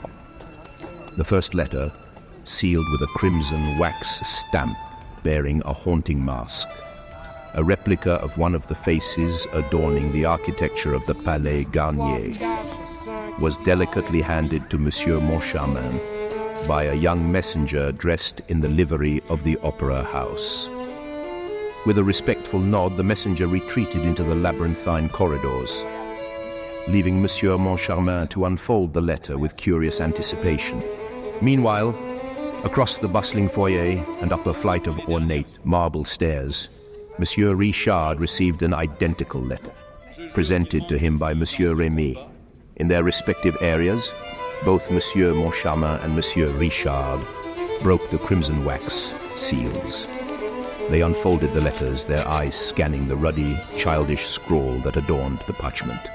Mon cher, Monsieur le Directeur, I thought it would be preferable to discuss our little matters directly with you, as you are a well-mannered man, familiar with society. With a rare intellect, excellent qualities that I would be hard-pressed to find in your regrettable colleague. To prevent any potential discord between us and them, it would be wise to keep this plan confidential. I am entrusting it to you alone. It is quite simple. You can be assured, I am not going to instruct you to carry the 20,000 francs on your person. No, instead I will tell you in person how you should ensure that it is delivered to me every month without incident for them and me. And now, here are the conditions under which we will meet. I will come to the ball tonight, masked and dressed in a grey capuchin robe with a hood over my head. Come dressed in the same costume and masked. Meet me between midnight and midnight in the box on the 3rd tier. Which is exactly under the box for the blind. The first there will have to wait for the other one. Kind regards. P.S. You can inform the police, but they will only laugh at you. Signed, FDLO. Neither Moncharmin nor Richard told a soul, and the Fantôme's influence seemed to be working, for his instructions were followed to the letter. At the opera, there was a rather large box located on the top tier of the auditorium, known as the box for the blind, from which nothing can be seen, but everything can be exquisitely heard. However, that wasn't the reason for its name. That came from the previous management, who asked to have that space reserved for the blind institutions so that their residents, who were music enthusiasts, could listen free of charge. At precisely midnight, Moncharmin, all bundled up in his robe, hood and mask, entered the designated box, just beneath the box for the blind, and he waited. Soon another dressed in a capuchin robe enters the box. He immediately assumes it's Le Fantôme and stays silent, watching the figure closely. Richard, the other figure in the capuchin robe, stood silent as well, for he too thought that he had the elusive FDLO in front of him. Neither speaks nor acknowledges the other directly. They just stood motionless, their eyes locked in a silent battle of wits through the narrow slits of their masks, maintaining a tense silence. They only observe each other warily, each waiting for the other to make a move. At last, monsieur. There you are. But do you not think it would be more appropriate to have this conversation in your office? Here, unfortunately, monsieur, there is a risk of eavesdroppers. Let us go to your office, monsieur. The eerie voice of Le Fantôme resonates in the space, startling both men. They exchange a glance, each still under the misconception that the other actually was Le Fantôme.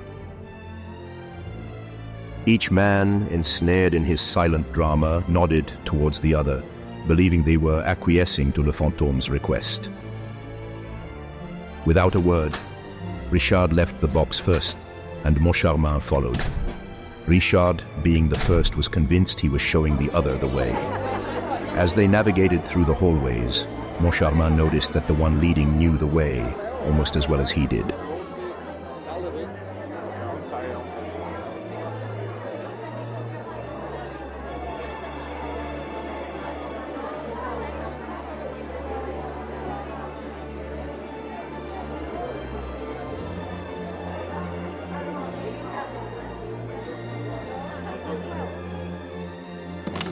Thus, they entered the managing director's office.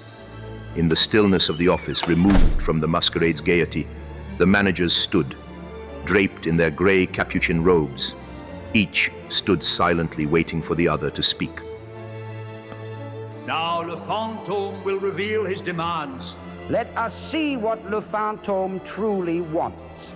Richard, who was the more anxious of the two, was impatient and was the first to break the maddening silence. Enough of this charade! We must end this! Richard, you were the other monk? They both simultaneously reached to remove their hoods.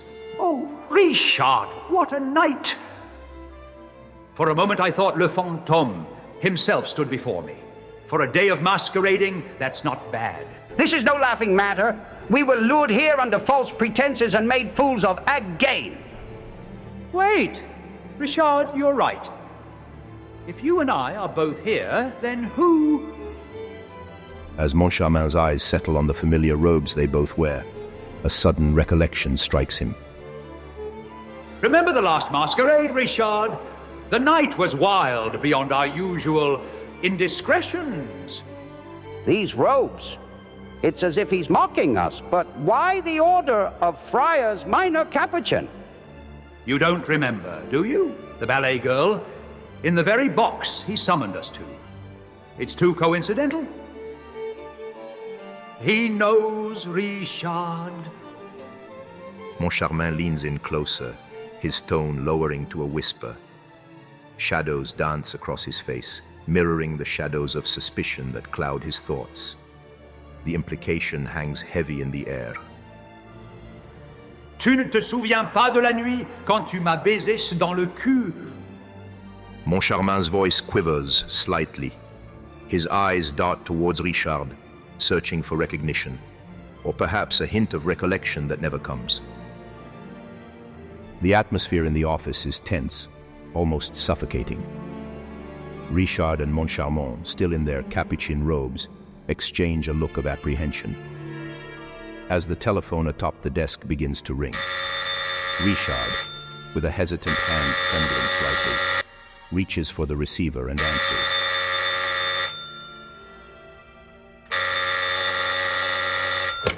Permin Richard speaking. Who is calling, please? Gentlemen, your choice of attire suits you. A symbol of penance, perhaps? Who is it, Richard? Le Fantôme. What? What do you want from us? Merely to remind you of the virtues of the order you so casually adorn. Humility, chastity, obedience. Virtues you've seemingly forsaken. We've done nothing to warrant this. Ah, contraire mon ami. The walls of my opera house whisper many secrets, monsieur. Secrets of a box, a ballet girl, and two men, two managers lost in their own designs. Oh, baissez-moi, monsieur Richard, et c'est si beau, c'est si beau. He's got us, Moncharmin, our positions, our reputations. We must tread carefully. Fear not. Your indiscretions remain safe with me. For now. But remember, the specter of scandal lurks closely behind those who stray from the path. We won't be intimidated by your threats, Monsieur Le Fantôme. Richard, je m'en fiche. Espèce d'idiot stupide. Êtes-vous fou? Better to be intimidated, Monsieur Richard, than dead. Gentlemen, your anxieties amuse me. Let's discuss the matter of my guidance directly, shall we? What guidance? I refer to the instructions you're pondering, Botha. I was indeed in the box with both of you, invisible yet omnipresent. A cautionary tale, perhaps, about the folly of involving the police in affairs beyond their comprehension. With a glare of accusation, Richard's ears start to turn red. Moncharmin rolls their eyes in response. Richard, clutching the letter tightly, steals a glance at Moncharmin, who nods for him to proceed with listening. Now then, gentlemen. Regarding our financial arrangement, let us eschew the formalities. In the envelope you've recently acquired, you'll find a secondary one. Place 20,000 francs within it before the next performance. Give it to Madame Giry. She's well versed in the protocol. He's not just repeating the letter, he's confirming it through this call. Correct, Monsieur Moncharmin. I find direct communication quite effective. Consider this your explicit warning. Comply and avoid the dire consequences of disobedience. I come to l'air, Monsieur. What web has he woven around us, Moncharmin? And how can we, mere men of the world, untangle ourselves from the grasp of a spectre? Perhaps it is not the web we should fear, Richard, but the spider itself, lurking in the shadows, watching, waiting. Le Fantôme de l'Opéra, our unseen adversary, orchestrating this dark dance with a masterful hand. I watched Christine walk away, my heart tearing with each step she took. In a daze, I descended into the crowd, my mind a whirlwind of confusion and pain. As I wandered aimlessly, my temples throbbing with each heartbeat, I asked passers-by if they had seen the Red Death, describing him as a gentleman cloaked in red, his face hidden behind a skull head mask. Each room echoed with whispers that he has just left, yet he remained just beyond my grasp. As the night turned into early morning, I found myself drawn back to the quieter, shadowed corridors behind the stage that led to Christine's dressing room. This place, where my heart first knew the pangs of love, now seemed a mausoleum of my affection.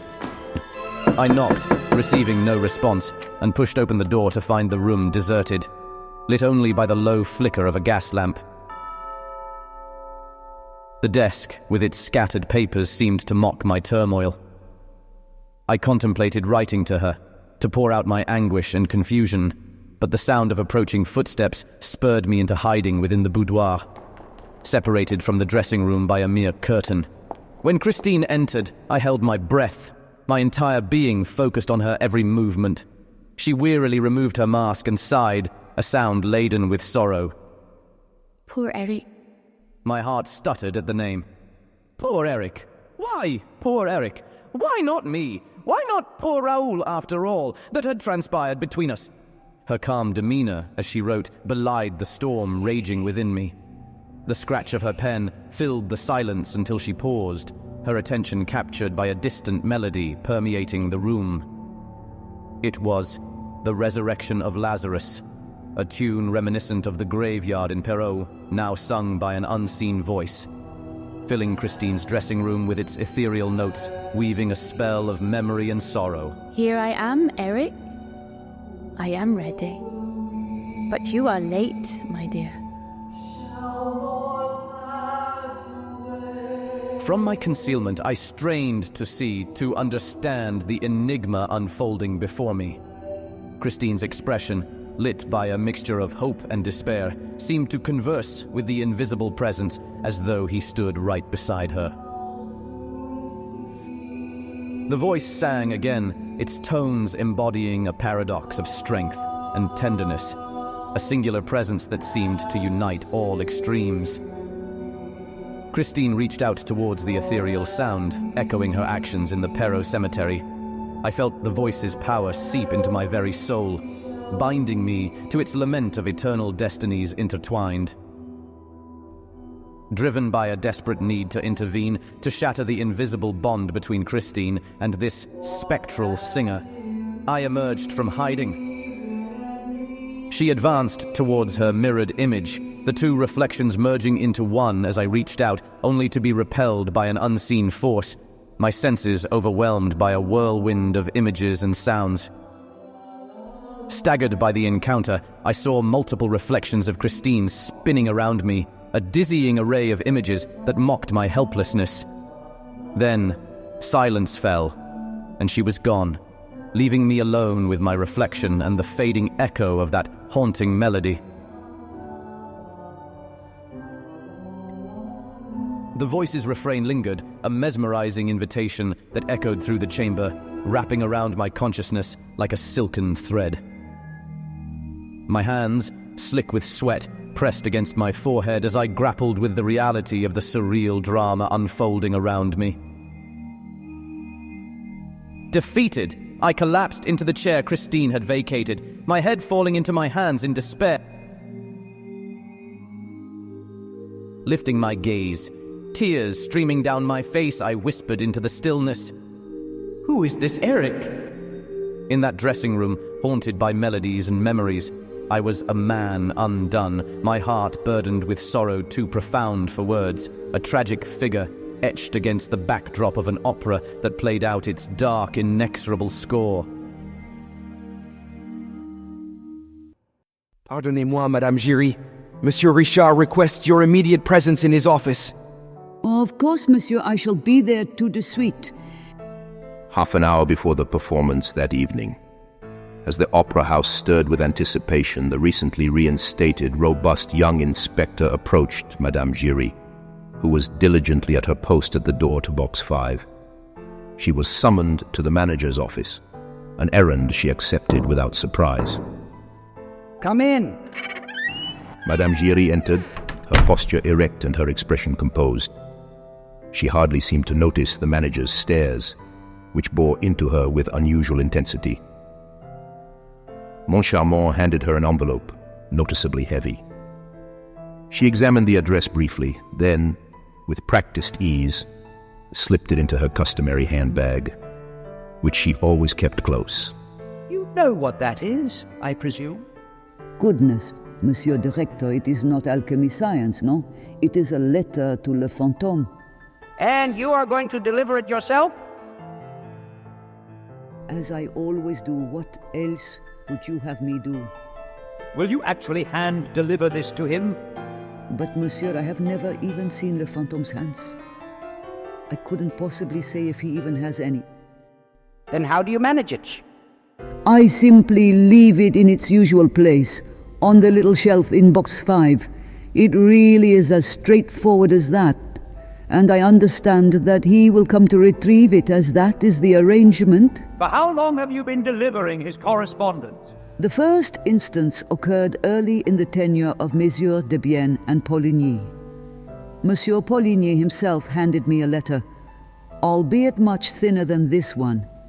My role has remained consistent since then. I do as I have always done. Adieu, monsieur. With all due respect, I must depart now. The patrons will soon arrive, and as we all know, one must make a living.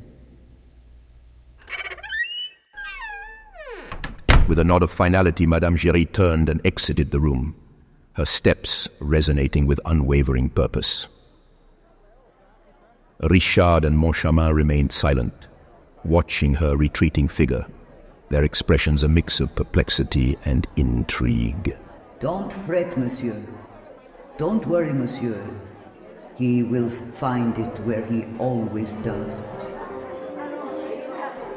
As Madame Giry, undeterred by the weight of her task, navigated through the grandeur of the Paris Opera House with resolute steps, another figure moved silently in her shadow. Monsieur Mercier, the director of administration, had long remained a silent observer in the background, his presence almost invisible amidst the daily bustle of the opera. Known for his meticulous nature and discreet manner, Mercier had mastered the art of being unseen, making him an ideal participant in the more clandestine aspects of opera management. Tonight his path intersected with Madame Giry's under far more secretive circumstances. As she made her way to box 5, her journey was a passage through a world alive with whispered secrets and watchful eyes. The very world Mercier was sworn to oversee. The corridors, opulent and timeless, bore silent witness to both her mission and his following, each step echoing softly against marble floors. In the shadowed recesses of these hallowed halls, Mercier watched, with a predator's keenness. His figure, barely discernible, melded with the darkness. His intentions as obscure and foreboding as the dimly lit corners from which he observed. Though typically a man of papers and policies, tonight he played a different role, cloaked in complicity with Monsieur Richard in a scheme that stretched the boundaries of his usual administrative duties. As Madame Giry secured the envelope within the sanctum of Box 5, her steps echoed away, marking her departure with the fading sound of her resolve. Oblivious to the deception about to unfold, she left behind a trail of routine and responsibility that Mercier was all too ready to disrupt. Emerging from the shadows with the weight of duplicity heavy in his heart, Mercier approached the box with practiced stealth. He replaced the envelope Madame Giry had left with its counterfeit twin. A mimicry in form, yet deceitful in content. This new envelope, crafted to ensnare Le Fantôme, bore the forged notes that were central to their plan of treachery, setting the stage for the next act in their shadowy ballet. With the stage thus set, Mercier turned his invasive curiosity towards Madame Giry's handbag, left momentarily unattended. His actions, while invasive, were marked by a cold efficiency as he sifted through the personal items with a touch both practiced and impersonal, searching for any clue or key that might serve their darker purposes. Yet all he found were the mundane relics of daily life, none of which seemed to hold the secrets he hoped to uncover. The shadows seemed to coil around him, whispering secrets of their own as the opulent silence of the opera house began to thrum with an unseen tension. In the grand dance of shadows and secrets, Mercier had finally stepped into the light, his role no longer confined to the background but now central to the unfolding drama. The contents of the handbag, though mundane, were spread before Mercier like the pieces of a puzzle. Keys to unknown locks, a matchbox worn from frequent use, and 12 sous in scattered disarray spoke volumes of Madame Giry's ordinary existence outside the opera's walls. However, it was the aged copy of Le Petit Journal, its pages yellowed with time, that seized his attention. Folded to reveal the feuilleton section, the paper headlined The Vampire's Daughter, a narrative steeped in dark allure and mirroring the enigmatic, spectral tales that seemed to echo through the opera house's corridors. Mercier, his heart beating against his chest, examined the contents of Madame Giry's handbag under the opulent yet oppressive silence of the opera house. The shadows around him seemed to pulse with life, as if they too were curious about the secrets these mundane objects might hold.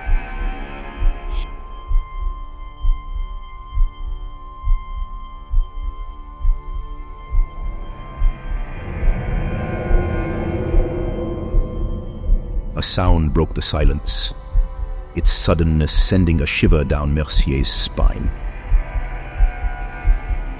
Listen, someone's heart is beating about in their bosom, pitter-pat, like a rat in a cage. The air around him grew unnaturally cold, and an overwhelming presence filled the room, both formidable and intangible. Mercier froze, his hand still buried in the depths of the handbag, as a voice, low and imbued with a spectral resonance, filled the space around him. Mercier, O diligent servant of deceit, what do you hope to find in an old woman's basket? Shadows? Or perhaps some dark secrets hidden amongst her mundane relics? The voice of Le Fantôme, chilling and resonant, enveloped Mercier like a shroud. The corners of the room seemed to grow darker, the shadows creeping closer, drawn to the phantom's taunting words. Please, Monsieur Le Fantôme, I was just following orders, meant no harm. No harm, you claim. Yet here you lurk, rifling through a lady's personal effects like a vile carrion crow feasting upon the dead. Oh, Mercier, do you truly fancy the trinkets of an old woman's basket as the linchpins of your master's grandiose plots? How pitifully misguided you are. Mercier felt the oppressive presence of Le Fantôme tightening around him like an invisible vice. I meant no disrespect to Madame Giry, or to you, Monsieur Le Fantôme. I acted solely under the instructions of my superiors. As the air thickened, heavy with the palpable disappointment of the opera's ghostly master, it seemed as if a spectral garrote was wrapped around his neck, strangling him with an unseen force. There was no one he could see or feel around or behind him. Yet the sensation was overpowering and undeniable. Instructions, you say? Ha ha! A mere puppet's excuse? Remember, Mercier, within these walls, it is I who command the shadows and the silence. You have dared to overstep. Now feel the darkness stare back into your very soul. Mercier doubled over, his hands bracing against his knees as he coughed violently, each convulsion squeezing the air from his lungs. The ghostly grip of Le Fantôme had loosened, but the memory of that invisible strangling force lingered ominously. Gasping for breath, his voice trembled with fear as he struggled to form the words. Understand, Monsieur Le Fantôme. Please, it will never happen again. No, it won't. Now, get out! With those chilling words, the presence that was Le Fantôme seemed to recede, like mist withdrawing at the break of dawn. Yet, the chill of his admonition lingered, a spectral warning that the boundaries of the seen and unseen were not to be trifled with.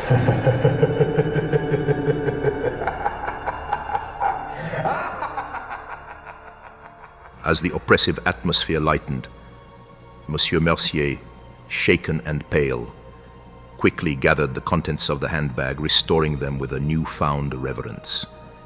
His encounter with Le Fantôme had altered the very fabric of his reality, impressing upon him the grave sanctity of the hidden world within the Paris Opera House. The worn and yellowed newspaper, a seemingly mundane object, held a shared significance for Madame Giry and Le Fantôme. Their bond, formed in the silent exchange of feuilleton stories, had become a cherished ritual within the opera's whispered secrets. Madame Giry, adept in her duties and mindful of the spectral patron's literary appetite, ensured that each edition containing their favored feuilletons found its way into Box 5. After the Phantom perused the tales, weaving through their narratives, he would leave the paper for her, the stories read yet waiting, a silent dialogue between them. The Vampire's Daughter has truly set a high bar, hasn't it? Its pages, yellowed with age, still resonate deeply with us. Today I've brought a few new tales, each carefully chosen, in the hope that they might rival our cherished favorite. Oh, come now, my dear Madame Jules. You know as well as I that none can truly rival that one. That's precisely why we find ourselves returning to its pages time and again. But then again, Monsieur, it begs the question, who is more bound to their obsession? The vampire to its eternal hunt, or we endlessly revisiting the vampire's daughter? At least the vampire occasionally ventures out for fresh blood.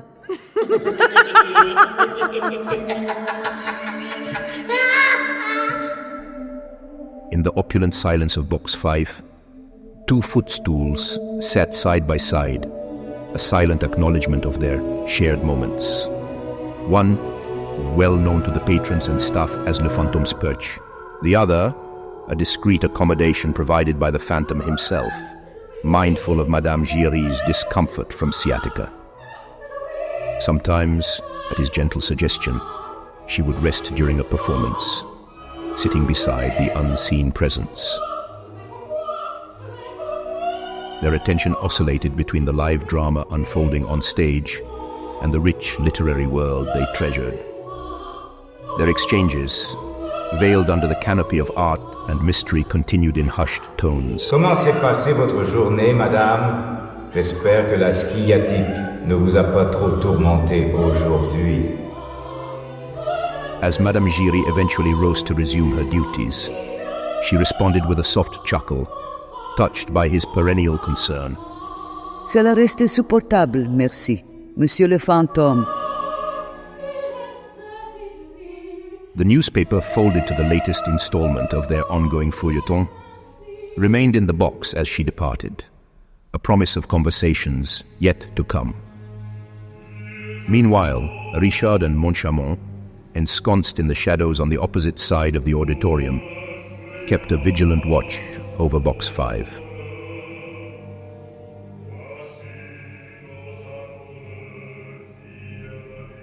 The evening's performance unfurled with drama, captivating the audience, yet the two managers, armed with opera glasses, had eyes only for a singular object, an envelope placed on the little shelf, specifically reserved for Le Fantôme. Throughout the night, their attention oscillated between the stage and the envelope in Box 5, a constant reminder of their uneasy relationship with the opera's spectral patron.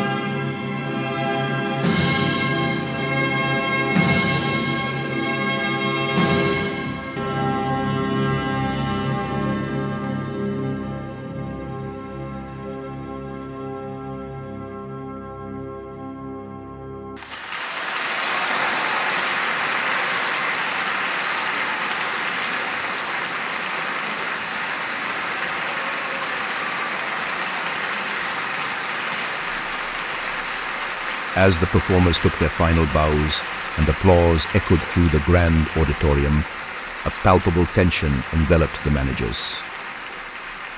The envelope remained untouched in Box 5, its undisturbed presence silently taunting them from afar. With the audience gradually departing and the echoes of applause fading into a haunting silence, Richard and Monchamon decided to act. Moving with a mixture of caution and urgency, they navigated through the dispersing crowd and slipped into Box 5. Their hearts raced with anticipation and a touch of fear. Each step towards the envelope felt laden with potential consequences.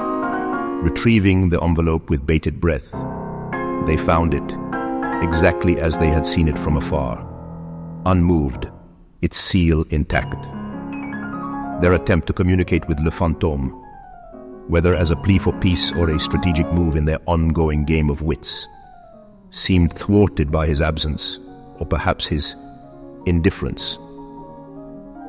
The uncertainty of it all weighed heavily on them as they stood there, holding the unopened message, unsure of whether it was a missed connection or a silent refusal to engage. With a shared look that conveyed both disappointment and resolve, they quietly left the box, the envelope in hand. As they exited, the dim light of the theater seemed to swallow up their figures, reflecting the shadowy nature of their dealings with the opera's most elusive patron. In the somber calm of the management office, amidst the remnants of a stratagem undone, Moncharmont discovered an ornate box of bonbons sitting on his desk. Lifting the lid, he was greeted by the rich aroma of fine chocolate. This delicate gift, nestled within a box adorned with subtle embellishments, seemed a curious token from an entity more often associated with threats than with treats. The note with the bonbons, scrawled in a hasty, disjointed hand that splashed across the paper in vivid red ink, read, "A sweet token for honesty in the dark shadows of our opera." The crude penmanship, starkly contrasting with the refined presentation of the chocolates, underscored the complex duality of the phantom's nature. This thoughtful gesture and its accompanying message differed to the ominous contents of the letter Richard held. Though he had already broken the seal and read the foreboding message inside, the words seemed to foreshadow a dire portent. Lustre et balustre. The shortest jokes are always the best. The banknotes of Saint-Farce are not an accepted tender in my empire. Do try to be a little more serious the day after tomorrow, or I will get angry again. Lustre et balustre. F-D-L-O. The luxurious quality of the bonbons gave way in Moncharmin's mind to a realization of the deeper games at play. His gaze, now sharp and accusing, turned to Richard, with a storm of betrayal brewing in his eyes. What the devil have you done, Richard? We agreed to use real money, half from each of us, to test the Phantom's response. I put in my share, trusting you did the same. Were you scheming behind my back? Was Mercier working with you? Calm yourself, Moncharmont. Yes, I replaced the money with counterfeits, aiming to catch the thief without risking our entire sum. Mercier coordinated the switch. I thought it prudent to conserve our resources given our financial strains. Prudent? Your prudence has jeopardized our position. We needed to act in unity, Richard. Now we face not only Le Fantôme's ire, but also the potential ruin from your stupidity. We must rectify this at once. The question of the missing money hung heavily in the room, its conspicuous absence beginning to gnaw at the edges of their composure. And where, Richard, you idiot? Where is our money now? If you swapped out the real for counterfeit, what happened to the original 20,000 francs? Well, the money, it was kept secure. I planned to replace the counterfeit notes after we had ensnared Le Fantôme. But now, with this cunning maneuver, I must check. Foutre le camp, Monsieur Firmin, Richard. Your reckless actions have cost us dearly. You fumble with your words like a guilty child.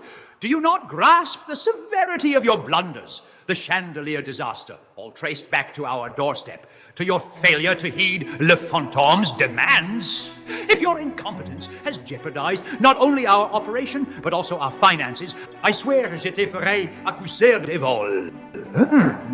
This can quickly turn into a case of theft, Richard. And do not think for one moment that I will hesitate to act. The office was rife with the tension of unspoken accusations and the fear of financial ruin. As Richard rummaged through drawers, the reality of their situation became quickly apparent. This is a disaster, Richard! The search proved futile. The money was nowhere to be found. The stark realization that Le Fantôme might have outmaneuvered them, claiming the real money while leaving the counterfeit in the envelope, dawned on them with chilling clarity. It seems Le Fantôme has bested me at my own game. He took the real money, leaving me with nothing but worthless paper, and you with looming financial catastrophe. In the shadowy corners of the manager's office, the two men stood amidst the wreckage of their plans. Moncharmont, holding the Phantom's appreciative gift, pondered the motives, and Richard faced the bitter sting of defeat, his schemes unraveled by the opera's ghostly maestro. The sounds of calamity in the office grew further frantic, with papers strewn about in disarray as Richard desperately sought the vanished money. Anything yet, Richard? This is madness. It's gone, mon charmant, as if the phantom himself spirited it away. At that moment, a distinct and deliberate knock, thrice repeated, echoed through the room, halting their search. Both men froze, their eyes drawn to Monsieur Richard's desk, where, inexplicably, a large envelope had appeared. The envelope, sealed with wax, bore the inscription in red ink: De l'esprit du trouvé et perdu. A message from the spirit of the lost and found, rendered in a crabbed, messy hand. It's the original envelope we sent, with all the money intact. Le Fantôme. He returned it. But why like this? And what does he truly want from us? The mystery of the money's disappearance and return, marked by theatrical flair, left Richard and Moncharmont grappling with the unfathomable depths of Le Fantôme's intentions and powers, their understanding of reality shaken to its core. Monsieur Richard, I warn you, this ends now. If Mercier involves himself in our affairs again, consider him dismissed. You made a promise to me not to provoke Le Fantôme. Yet here we stand, dangerously close to igniting his wrath once more. With the money returned, we have an opportunity to correct our course. We must approach this with the utmost respect and caution. This reprieve is not just a second chance, it's a directive. We will use it wisely or face the consequences. I won't allow past mistakes to endanger us again. Do you understand? Yes, I see that now. But how do we proceed, mon charmant? How do we regain his trust, or at least his tolerance? Since I sacrificed so much for this venture, and it's clear you still struggle to grasp the gravity of our situation, I'm taking matters into my own hands. Le Fantôme, with his penchant for the operatic, surely appreciates the finer things. Therefore, I'm sending him one of your prized cigar boxes. My cigars, but those are rare, collected over years. And you're thinking of giving my cigars to the Phantom. Are you out of your mind? Do you have any idea how exceptionally rare those are? Exactly, Richard. Rare. Much like the peace we seek with Le Fantôme. He enjoys the opera, the drama, and the subtleties of its performances. Why wouldn't he savor a good smoke, a footstool for comfort, fine music for his ears, and now Richard's exceptional cigars to complete the experience? Deep in his despair, Monsieur Raoul, le Vicomte de Chagny, driven by the harrowing memory of Christine's sudden disappearance the night before, arrived at the home of Mama Valerius with a heart heavy yet hopeful. As he approached, a blend of hope and trepidation weighed upon him. To his astonishment and immense relief, he found Christine there, engaged in making lace by the bedside of the old lady, who was absorbed in her knitting. The serene ambiance of the room, with its domestic tranquility, sharply contrasted the storm of emotions Raoul had endured. Christine's face, radiating calm and purity, seemed to reflect a serene soul, her gentle eyes fixed upon her delicate task. The pallor and dark circles that had marred her features the day before had vanished, replaced by a healthy glow that spoke of recovered peace and vitality.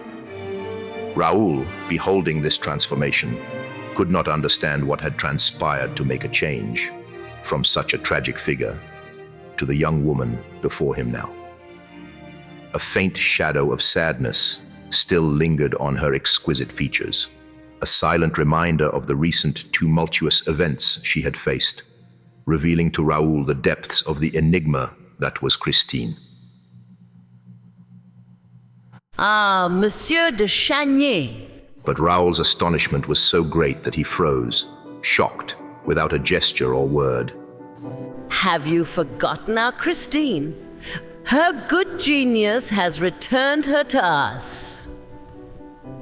Mama, I thought it would never be mentioned again. You know very well that there is no such thing as a genius of music. My child, she gave you lessons for months. Mama, I promise to explain everything to you one day soon. At least I hope so.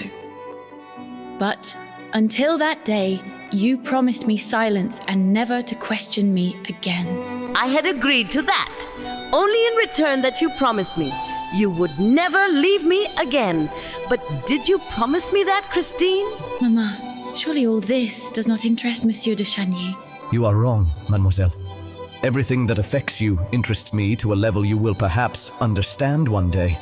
I must admit, my surprise is as great as my happiness to find you here, beside your adoptive mother. After our encounter yesterday and the revelations you shared, I couldn't have anticipated your swift return. My joy would be complete if you chose not to shroud yourself in secrecy, which I fear may bring harm. Having been your friend for many years, I share Madame Valerius's concern for the perilous ordeal that continues to threaten you. We must expose the machinations that risk making you a victim, Christine. With these words, Mama Valerius stirred in her bed. What does that mean? What does that mean? Is Christine in danger? Yes, madam, declared Raoul courageously, despite Christine gesturing to him to be silent. My God! You have to tell me everything, Christine. Why did you reassure me? And what danger is there, Monsieur de Chagny? An impostor is abusing her good faith. The angel of music is an impostor? She told you herself that there is no angel of music. What in heaven's name is going on? You are going to be the death of me. In our midst, madam, surrounding you and Christine, there exists a mystery far more formidable than any spectre or genie we might imagine. Mama Valerius turned towards Christine, terrified, but she had already rushed towards her adoptive mother and hugged her. Do not believe him, dear Mama. Inte tro på honom. Christine whispered soothingly, her words a tender blend of Swedish and English offering solace. Allt kommer att bli bra. She murmured, reassuring her that everything would be all right. She attempted to alleviate the old lady's distress with gentle caresses, as Mama Valerius let out a heart-wrenching sigh. Then promise me, my child, that you will not leave me again. Christine remained silent, her eyes flashing with irritation at Raoul, as Raoul took over the plea. That's the assurance we need from you, Christine. It's the only way to alleviate the fears of your mother and myself. We pledge to refrain from prying into your past, provided you agree to remain safely within our care. Henceforth, that is a commitment I have not asked you to make, and I will not make that promise to you. I am free to make my own decisions about my actions, Monsieur de Chagny. You have no right to control them, and I demand you cease your attempts immediately. And regarding my actions over the past 2 weeks, the only man who would have any right to inquire would be my husband, if I had one. But I do not have a husband, and I do not intend to marry ever, she said forcefully, thrusting her hand out toward Raoul's direction to emphasize the seriousness of her words. Raoul turned pale, not only because of the words he had just heard, but because he had just seen, on Christine's finger, a golden ring. You do not have a husband, and yet you are wearing a wedding ring. And he tried to grab her hand, but Christine quickly pulled it away from him. It was a present, she said, blushing again and trying in vain to hide her embarrassment. Christine, since you have no husband, that ring could only have been given to you by the one who hopes to become one. Why deceive us further? Why torture me more? That ring is a promise, and this promise has been accepted. That is what I had told her when I saw it myself. And what did she answer, madame? What I chose to. Do you not think, monsieur, that this interrogation has gone on long enough? It has, in my opinion. No, it has not. Raoul, seized with emotion, was afraid to let her finish the last words of a definitive departure. Since you have sworn to never be my wife, Christine, and to whom, mademoiselle, did you make this beautiful oath to, if not the one whose gold ring you accepted? Christine did not respond. Raoul pressed her to explain. The young man's agitation was extreme. The fever of jealousy was dominating him once again. He frightened her. Pardon me for speaking to you in this manner, mademoiselle. But you know very well what sincere sentiment drives me to get involved at this moment in things that, without a doubt, alas, do not concern me. But allow me to tell you what I saw, and I saw more than you think, Christine. Or what I thought. I saw. Because anyone who witnessed what I did would not believe their eyes. And what did you see, monsieur? Or what did you think you saw? I saw your ecstasy at the sound of the voice, Christine. The voice that came out of the wall, or from your dressing room itself, or from the room next door to yours. Yes, your ecstasy. And that is what terrifies me concerning you. You are under the most dangerous of spells. However, it seems that you have become aware of the impostor, since you said today that there is no such thing as the genius of music. So, Christine, why did you follow her again? Why did you raise your radiant face as if you heard the angel sing? This voice is very dangerous, Christine, because I was so delighted while hearing it that you disappeared right in front of me without being able to understand where you went. Christine, in heaven's name! In the name of your father, who is in heaven, and who loved you so much, and who loved me. Monsieur? You're going to tell us to whom this voice belongs, and in spite of yourself, we will save you. Come on, give us the name of this angel, Christine, the name of this being who dared to put a golden ring on your finger. You are going to tell us, your benefactor and me, to whom this voice belongs. And in spite of yourself, we will save you. Come on, give us the name of this angel, Christine. The name of this being who dared to put a golden ring on your finger. Monsieur de Chagny, you will never know. Enough, Monsieur le Vicomte. Your obsessive meddling in Christine's personal matters is disgraceful. If she harbors love for this person, it is her right, her choice, not a spectacle for your entitled scrutiny. But, madame, my only desire is for her ultimate happiness, and I fear with a heavy heart that Christine's affections lie indeed with them. All signs point to this cruel certainty. Yet what torments me beyond this, madame, is the gnawing uncertainty of their worthiness of such pure love from Christine. Monsieur, it is my right, and mine alone, to discern that. Christine retorted, her irritation palpable as she locked eyes with Raoul, her expression a tumultuous storm of frustration. Your desires, Monsieur Raoul, are irrelevant in the face of her autonomy. Your arrogance blinds you to the fact that Christine is capable of making her own decisions. Consider the mysterious ways, the secretive charm she employs. A being of such mystery, engaging in the seduction of innocence with such unorthodox allure. And because of this unorthodoxy, one must conclude that either the angel is a scoundrel, or I'm an idiot, in other words.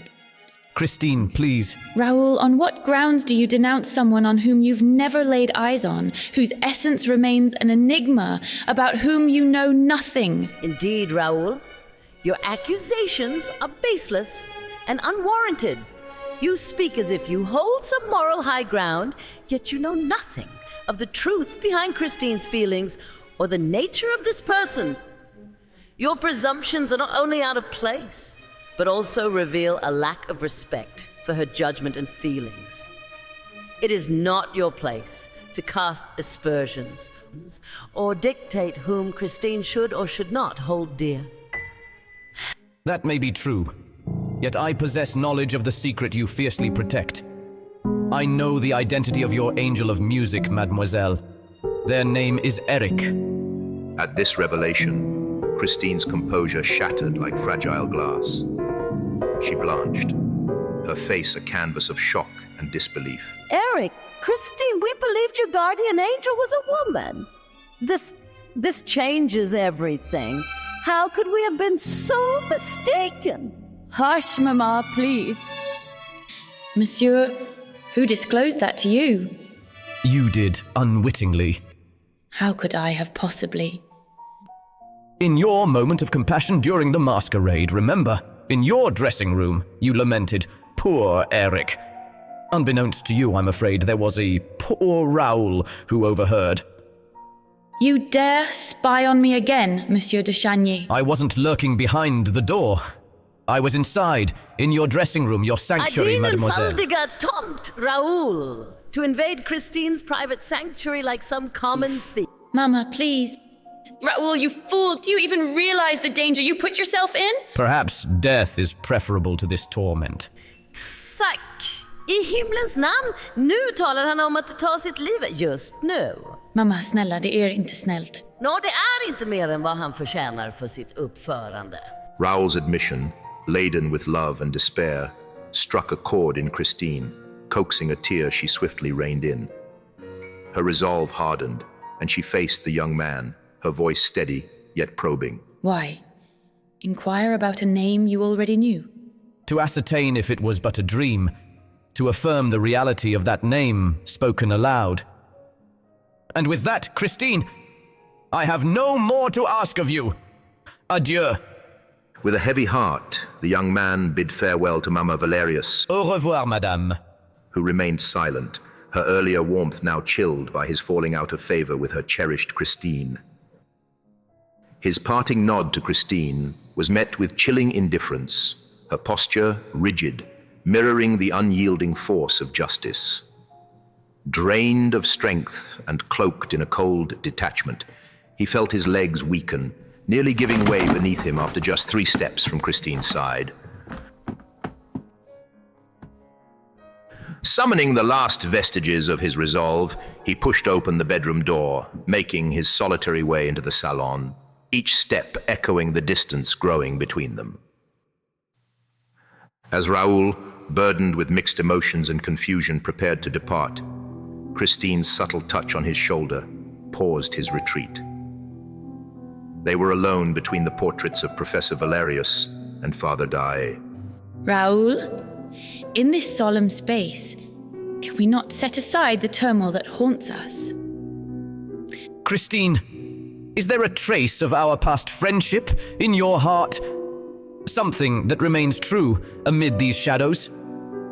Christine's eyes met the portraits, her expression unreadable, as if conversing silently with the past.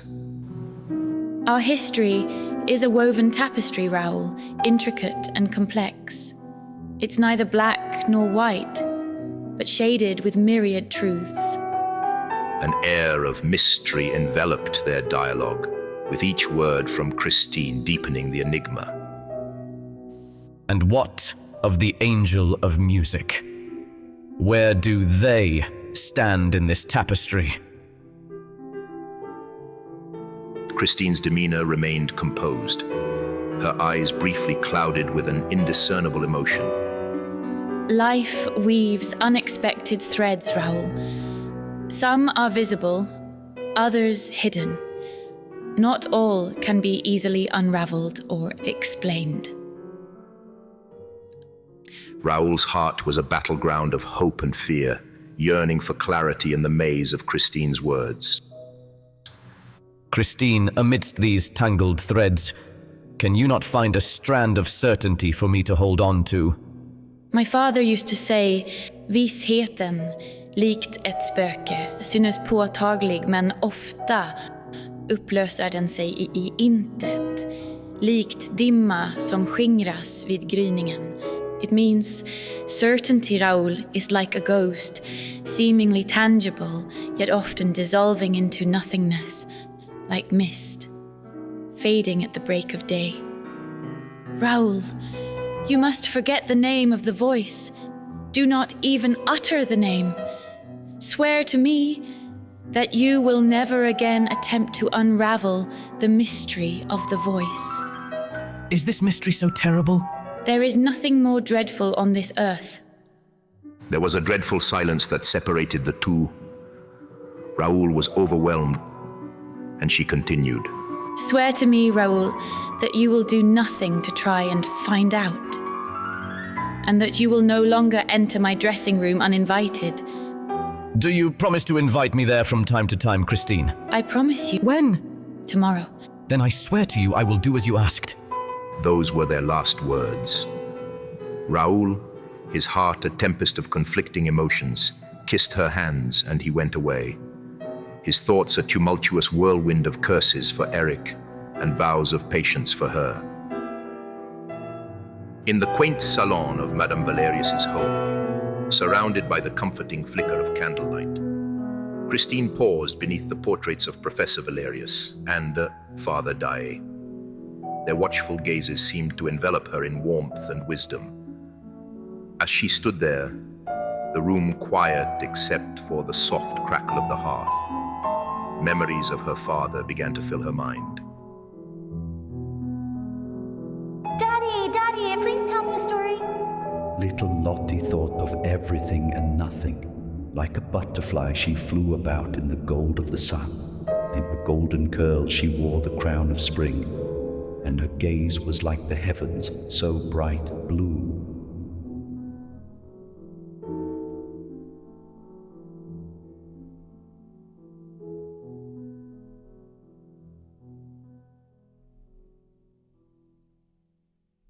The Opera House, a realm of echoes and shadows, harbors secrets whispered through its corridors. Today, Raoul once again sees Christine, her finger adorned with the same gold ring, her demeanor kind and sweet. Raoul, it's so delightful to see you. I saw the news about your expedition in the newspaper. They've moved it up, haven't they? How thrilling. Yet it feels a bit soon, doesn't it? Yes. I'll be leaving France in 3 weeks. Maybe a month at the latest. You must look at this with joy, Raoul. It's a step toward your future glory. But really, what is glory without love? It's utterly meaningless to me. Not without you, my dear mademoiselle. Oh, Raoul, don't be so silly. We may never see each other again. I could very well perish on this expedition. Have you ever truly considered that? What if this is our final goodbye? And I too. I could also meet my end here. The air thickens with unspoken thoughts. Christine's mood shifts. Her jest fades, replaced by a reflective quietness, her eyes alight with a sudden inspiration. What are you thinking about? That we may never see each other again. And that makes me feel strangely radiant. Radiant? Because we're parting forever? Yes. And in a month we have to say goodbye, forever. Unless we bind ourselves to each other, Christine. To wait for each other, across any distance, across any time. Raoul, it's not about that. We will never marry. That much is clear. But if we cannot marry, why not indulge in a secret engagement? What? It can be our little secret, known only to us. You are mocking me. Are you serious? Absolutely, Raoul. Consider us engaged, but only for this fleeting month. When you leave, the memory of our brief engagement will be something I hold dear forever. Her idea settles around them like a vow, and Raoul, moved by the purity of her joy, kneels before her. Then let me ask properly. Mademoiselle, may I have the honor of your hand? But you already have them both, my dear fiancé. This little happiness, it will hurt no one. How happy we will be, playing at being future husband and wife. They speak of future joys and sorrows with the innocent fervor of those untouched by time.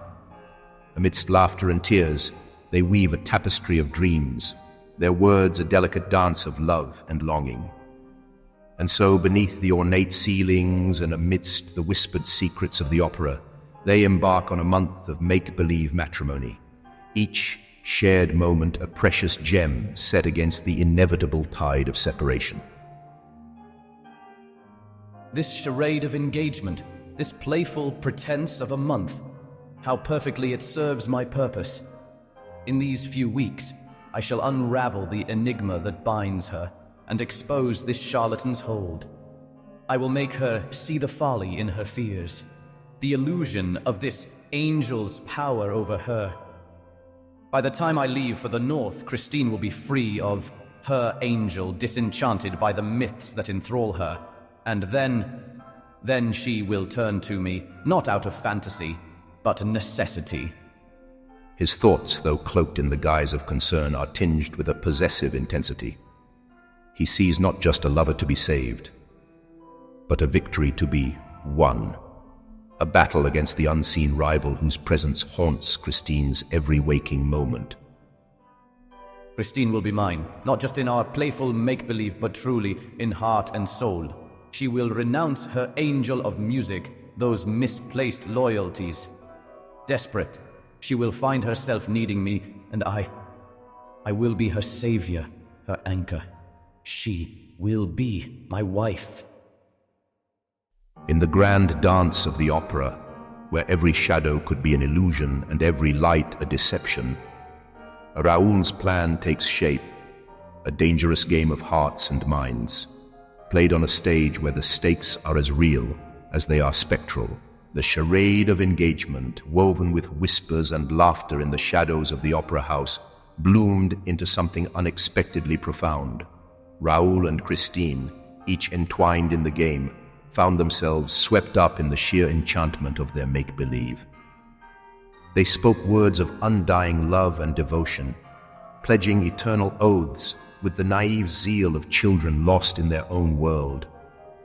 Each promise, light as air yet heavy with meaning, floated between them, binding them in a delicate dance of joy and sorrow. Oh, Raoul, can you believe these vows we make?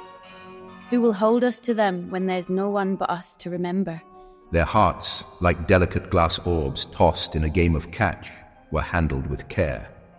Each understood the fragility of what they held, not just the heart of another, but the very essence of their fleeting happiness. I cannot go to the North Pole, Christine. Not now, not ever. Raoul, why? You cannot mean this. The game had taken a turn neither had anticipated.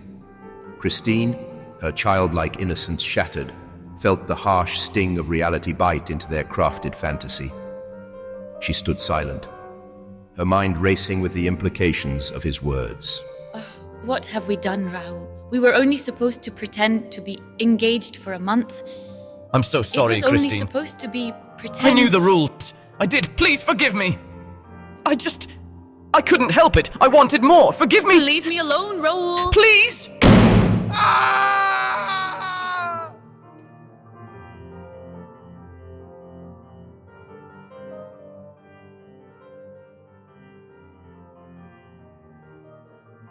Raoul waited for a letter that never came, their pact of daily correspondence broken by the sudden shift in their reality.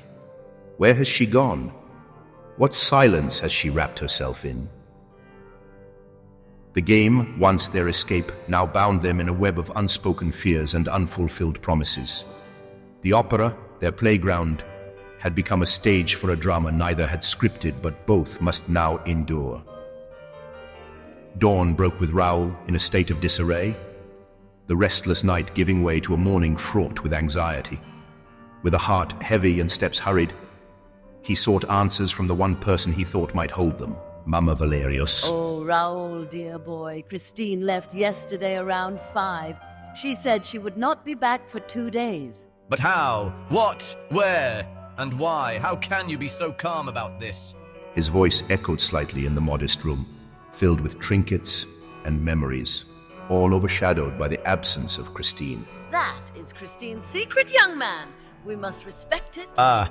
Well, she is well protected by you, isn't she? Raoul's mind raced as he descended, thoughts swirling chaotically. 2 days, 2 precious days lost in what little time they had left. And for what? His own hesitations, his failures of communication, had they brought about this separation?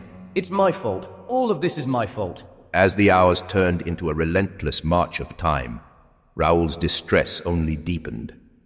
Meanwhile, the opera house buzzed with whispers and rumors of Christine's sudden disappearance and equally mysterious return. When Christine reappeared, it was as if the sun had broken through the darkest clouds.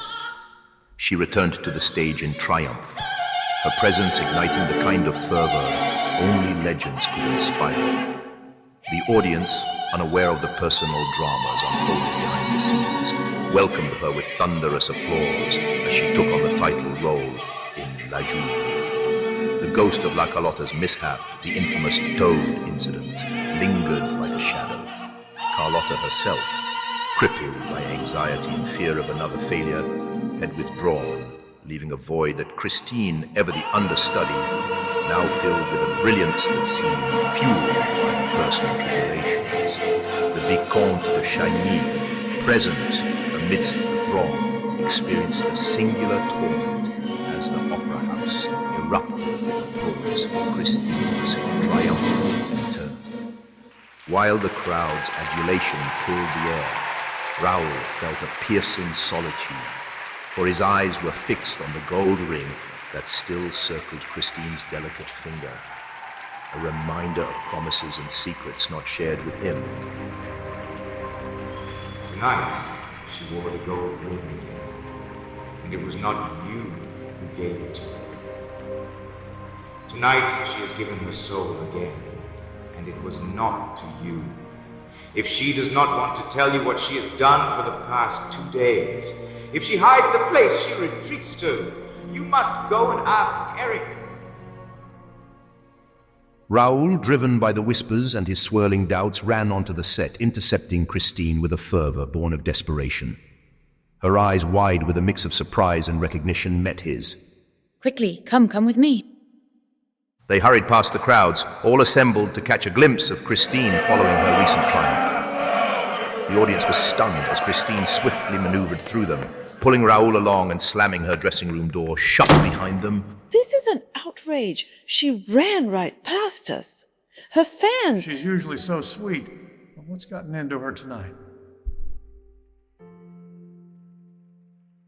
Inside the sanctuary of her dressing room, away from the eyes of the world, Raoul fell to his knees, his expression one of a man both pleading and undone. I will still leave for the north, Christine, but please, do not, I implore you, cut even a single hour from the blissful future we dreamed of. Each moment with you is a treasure more precious than my next breath. Can you not see the torment in my heart? Losing even the slightest time with you is unbearable. Oh, Raoul, my heart. It's torn with every thought of being away from you. And besides, jag kan aldrig vara arg på dig länge. What does that mean? It means I could never stay angry with you for long. Oh, Raoul. For a fleeting moment they clung to each other, two souls adrift on the turbulent seas of their love and secrets. Suddenly Christine's demeanor shifted. She stiffened, her gaze darting to the door as if she heard a whisper Raoul could not detect. Raoul, you must go now. With a gentle but firm push, she guided Raoul to the threshold. There she whispered so softly that he felt her words more than heard them. Tomorrow, my dear fiancé. And be happy, Raoul. I sang for you tonight. As Raoul departed, the weight of their parting hung in the air, of the complexities of love entwined with secrets too dangerous to share openly. The echoes of her last words lingered, a sweet melody tinged with an unbearable sorrow. So he returned the next day. The reunion between Raoul and Christine was marked not by the joy of lovers reunited, but by the pall of a spell broken. Their shared illusions now as fragile as the theatrical sets surrounding them.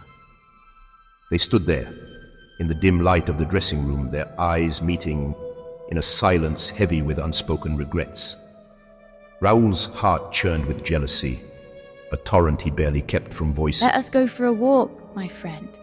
The air will do us good. Raoul anticipated a retreat to the tranquility of the countryside, away from the oppressive grandeur of the opera house that felt more like a prison with each passing day. Instead, Christine guided him not outside but deeper into the heart of her fabricated world. Look at this, Raoul. She brought him to a set mimicking a lush garden where the air was cool under the artificial shade of skillfully trimmed canvas plants.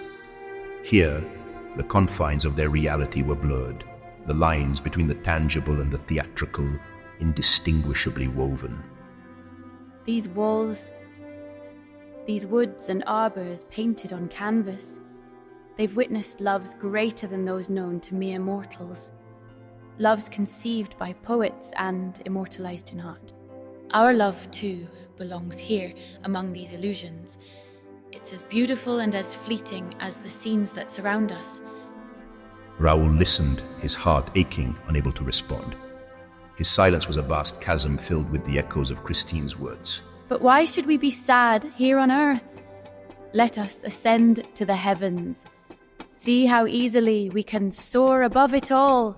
They ventured into the grid, high above the stage, where the complexity of the opera's workings lay exposed. Come on, Raoul. You're a sailor, aren't you? Surely you can't be afraid of heights. I am not afraid of heights. It's just that with you flitting about like a vitra, these catwalks feel unsteady. Just watch your step, monsieur. If you'd kindly stop dancing around like a nymph, perhaps I could concentrate on not falling. They navigated the labyrinth of ropes and bridges, a network as intricate as the ties that bound them. Every step, every word between them was a dance on the delicate structures that supported their world of make-believe. The laughter and chatter of the corps de ballet drift up to them, a reminder of the life pulsing below. They descended back to the stage, to the very real laughter of the youngest dancers in their ballet class. Christine, ever the beacon of light in the dim corridors of the opera, handed out bonbons to the children, each sweet a small token of normalcy in their secluded universe. Here, beneath the grandeur and the glitter, we all perform. And sometimes the performance is all we have. Later, Christine led Raoul to a hall filled with relics of performances past, ghosts of warriors in dusty armor. Here, among the echoes of old battles and faded glory, she spoke to the silent figures as if they could hear her, promising them a return to the light. Soon, you will march again to the sound of music under the bright lights. In these moments, Christine showed Raoul the depth of her connection to this place, her kingdom of shadows and make-believe, a realm where she reigned not just as a diva, but as a keeper of dreams and a weaver of illusions. Every corner of this opera is alive with stories, Raoul. Can we not find solace in being part of such a legacy? As they walked, the boundaries of their reality seemed ever more blurred, the opera house a world unto itself, both prison and sanctuary, stage and shelter. Christine led Raoul through the sprawling empire of the opera, a vast artificial world that spanned 17 floors from the ground to the very heights. Here, amidst the labyrinth of hallways and hidden corners, she moved with the grace and authority of a queen beloved by her subjects. Keep up the excellent work, everyone. Your talents bring magic to our stage every night. She was not merely a performer, she was the heart of this colossal world. She gave counsel to the tailors and seamstresses, hesitant to make the first cut into lavish fabrics, destined to clothe the heroes and heroines of the stage. Cobblers, goldsmiths, and other artisans felt her warmth and genuine interest in their crafts and lives.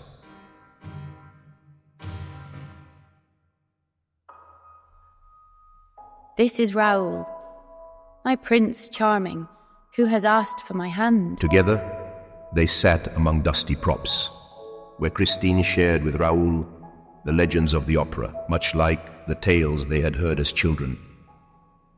The old guardians of these stories had become part of the opera's foundation, forgotten by time and change, but not by Christine. Ah, les jours de gloire, back when Salle Le Pelletier was the heart of Parisian opera, before the devastating fire that demanded a new home, this grand Opera Garnier where we now stand. We had a singer then, Henri Marchand, a voice as formidable as the storm, with power and passion in equal measure. On an unforgettable soirée, he was performing Mephistopheles in Faust, a role he was born to play. Ah, vous voyez maintenant, the Faust of those days, mind you, was a different beast from what most are accustomed to now.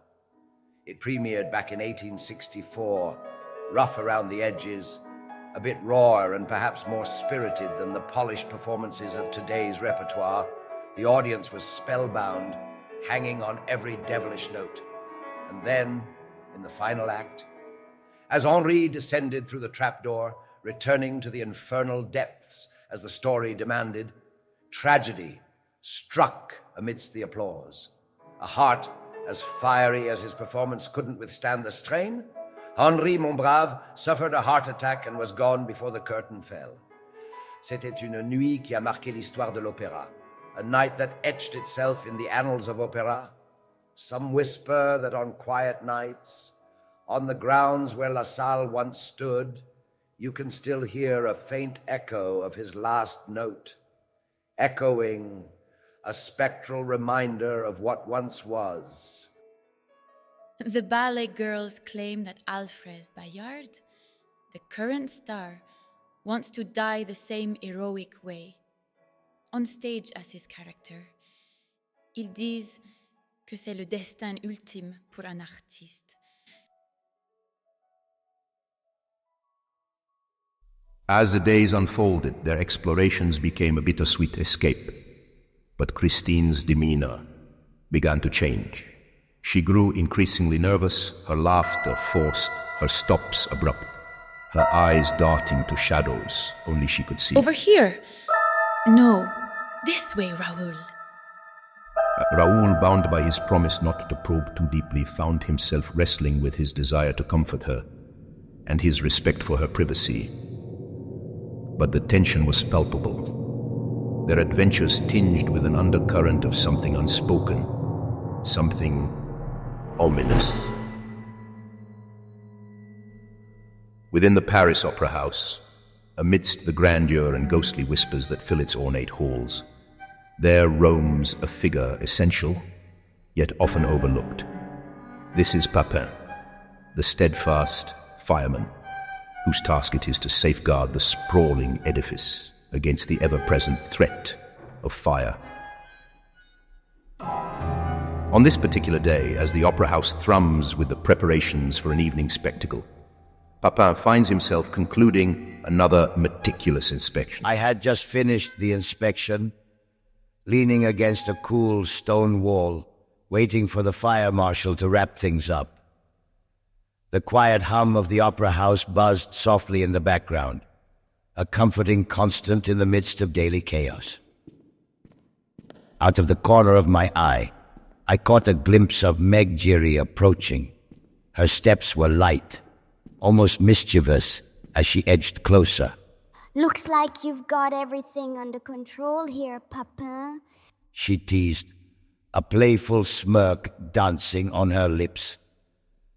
I couldn't help but smile back, though I knew better than to get caught up in her charm. It seems so, Meg. And what about you? Shouldn't you be at practice right now? She shrugged, her gaze lingering a bit too long. I thought I'd see what it's like on your side of the stage for a change. We had been exchanging words for some time. My responses measured and courteous, whilst hers were bold and flirtatious. I was just beginning to ease into the lightness of our banter, when suddenly, the air split with a harsh command. Megan, qu'est-ce que tu fais ici? Retourne à ta classe immédiatement! Madame Giry approached, her face stormy with anger. Juste causer un brin avec le pompier. T'as pas besoin d'être si dur. Maman! Ne réponds pas à ta mère de cette manière. Before Meg could respond, Madame Giry's hand struck her face with a sharp slap. The sound echoed off the opera walls, a harsh note in the usually melodious chaos of backstage life. Meg's cheek reddened, her eyes wide with shock and a hint of defiance. Soutenir toutes les deux pour que tu puisses danser ici. C'est ainsi que tu me remercies. I stood there stunned, watching the rigid back of Madame Giry as she turned and left down another corridor. The warmth of our idle chatter was replaced by a cold, sinking feeling. I rubbed the back of my neck, uncomfortable with what I'd witnessed, yet knowing it wasn't my place to intervene. With the unsettling incident behind me, I tried to shake off the tension, turning my attention back to the familiar routine of my duties. The opera house was always alive with its own dramas, but today's had left a sour note in the air. I checked my watch, wondering when the fire marshal would finally arrive, and decided to make another round of the stage, area to ensure everything was secure. Upon reaching the stage area, I witnessed a scene unfolding between the Vicomte de Chagny and Christine Daae. They were engaged in a deep conversation near the main stage, their emotions palpable even from a distance. Raoul's expression conveyed concern and protectiveness, while Christine appeared agitated, gesturing animatedly as she spoke. Preferring not to intrude, I lingered in the shadows, intrigued by the intensity of their discussion. They seemed entirely absorbed in their urgent exchange, oblivious to the world around them. My eyes followed them as they gravitated toward one of the stage's notable features, a particularly infamous trapdoor that had spawned countless ghost stories among the opera's crew. Christine, you've shown me so much on the stage level, and up above, but down here, what about below? The stories about the underworld. Shall we venture there? When she heard this, she took him in her arms, as if she feared that he would disappear into the black hole. And she said to him in a trembling voice, No, never, Raoul. I forbid it. But we mustn't go there. That place, it doesn't belong to me. It's theirs. Eric, So, he lives down there, doesn't he? I didn't say that. Who said such a thing? Christine, you just mentioned... No, I don't know what I'm saying. Don't listen to me. We need to leave. You hear things, Raoul, in the silence. Things that aren't real. Come, we must go. And she had to drag now. him away from it, because he stubbornly would not move from the trapdoor. That interested him. Then the trapdoor was slammed shut. It was so sudden that they did not see the hand that operated it, which left them completely stunned. What's that he's doing? No, it's just the old mechanisms. They move on their own, you know? Or maybe it's the door shutters. Yes, that must be it. The door shutters acting up again. They open and close, all on their own. Just to toy with us. Just to pass the time, nothing more. No reason at all. There's nothing there. Nothing to worry about, right? Why would there be? It's all just tricks, all tricks. There's nothing to worry about. Christine? What are you talking about? As they left the underground whispers behind, Christine's grip on Raoul tightened, not just physically but emotionally. Her laughter, once the music of his world, now echoed with the hollow tone of forced merriment. Another trapdoor slams shut elsewhere, followed quickly by more, the sounds echoing around them like a dissonant chorus. And that? Surely that can't be just old mechanisms. No, that's not supposed to happen. We must get out of here. The trapdoors around them began slamming shut in rapid succession, a cacophony of echoes that turned their nervous tension into outright fear. Christine and Raoul started to run, darting between the increasingly confined spaces as the stage itself seemed to turn against them. This way. Keep moving. Yet entire stage became a labyrinth of closing gates, each slam a punctuation to their frantic escape. Christine clung to Raoul, her guide through this mad dash towards safety, her earlier assurance shattered by the relentless reality. We need to go up, higher, away from all this madness. They climbed, reaching the higher frameworks of the opera, far above the treacherous stage. The sounds from below grew muffled, but the fear of what they had experienced lingered, a palpable presence that continued to chase them, even in their ascent. Brave and foolhardy, both of them. What drives them isn't just love, it's survival now. As they finally paused, catching their breath under the safety of the upper gantries, Raoul and Christine looked down on the stage they had fled, its beauty now a backdrop to their fears. Here, in the quiet aftermath, they confronted not just the physical dangers of an old opera house, but the deeper, darker currents of the secrets that lay beneath. And what if it was him? No. It couldn't be. They've shut themselves in. They're working. Working?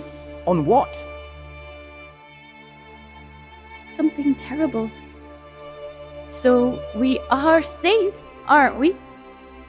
They told me when they work on that, they lock themselves away. They just work, that's all they do. They don't eat, they don't drink, or even breathe. They're like the living dead. And with all that concentration, all that skill they must need for their work, surely they have no time to play open and shut games with the trapdoors. Raoul stood silently, allowing Christine to voice her fears aloud. A tremulous grip on his arm betrayed her inner turmoil as she listened for sounds from below. But what if it was them? Are you afraid of him? No, of course not. Raoul's gaze softened, filled with pity and admiration for her bravery, or perhaps her denial. His protective instincts flared, ready to defend against the invisible threats that haunted her. He embraced her, and she slowly exhaled. Thank you, Raoul. As they retreated from the trapdoor, the echo of their steps mingled with the ghostly sounds of the opera house. Their climb to the attic in the following days was marked by a vigilant silence, seeking refuge far from the subterranean shadows that seemed all too eager to claim them. For the next 2 days, Raoul and Christine sought refuge in the seldom visited attic of the opera house, a place insulated from the mysterious dangers below. This once grand attic, cluttered with forgotten props and draped in cobwebs, served as their temporary sanctuary. Despite its isolation, it offered little comfort to Christine, whose nerves seemed to fray with each echoing silence. It's safer here, but it feels like we're just hiding, waiting for something terrible. One afternoon, Christine arrived unusually late. Her appearance startled Raoul. She was visibly pale, her eyes red-rimmed as if with fatigue or perhaps tears. Unable to bear the silence any longer, Raoul confronted her. Christine, you must tell me what's happening. This secrecy, it's tearing you apart. What power does Eric have over you? Be quiet. In heaven's name, know. Raoul, lower your voice. What if they hear you? Shh, shh. Madame de Heros, be quiet, Raoul, please. Just, please be quiet. Her eyes darted anxiously around the dim attic, as if expecting the walls themselves to betray their presence. I will rescue you from their power, Christine. I swear it. You shouldn't have to live in fear of them anymore. Is that even possible? Encouraged by her slight doubt, Raoul took her hand, leading her even higher to the very summit of the opera house, where the distance from the traps below might afford them some semblance of safety. I will find a place where they can't reach us, an unknown corner of the world, safe and hidden, and then I will leave. since you have sworn not to marry, ever. Higher, Raoul. Even They higher. climbed higher, pushing through layers of dust and past heavy, forgotten draperies. Christine's grip was clammy in Raoul's as they navigated the labyrinth of wooden beams just beneath the roof. As they reached the highest levels, a cold breeze swept through the open spaces, carrying away with it the echoes of the opera house's robust life below. Despite the height, Christine kept glancing back nervously, as if feeling the presence of a shadow that clung too closely. We need to keep moving. Don't look back. They finally paused, breathless from the climb, in a small secluded space framed by the massive timbers of the roof. Here, they were far from the reach of anyone below, but the shadow of fear, whether real or imagined, lingered still, as pervasive as the dust motes that danced in the shafts of light filtering through the skylights. We're safe here. For now. In this high, hidden place, Raoul held Christine close, determined to protect her from the shadows and the voices that haunted her. No matter how deep into the opera's heart, they had to flee. Suddenly, Christine stiffened. Higher, Raoul. We must go even higher. Please, Raoul. Higher. Keep going.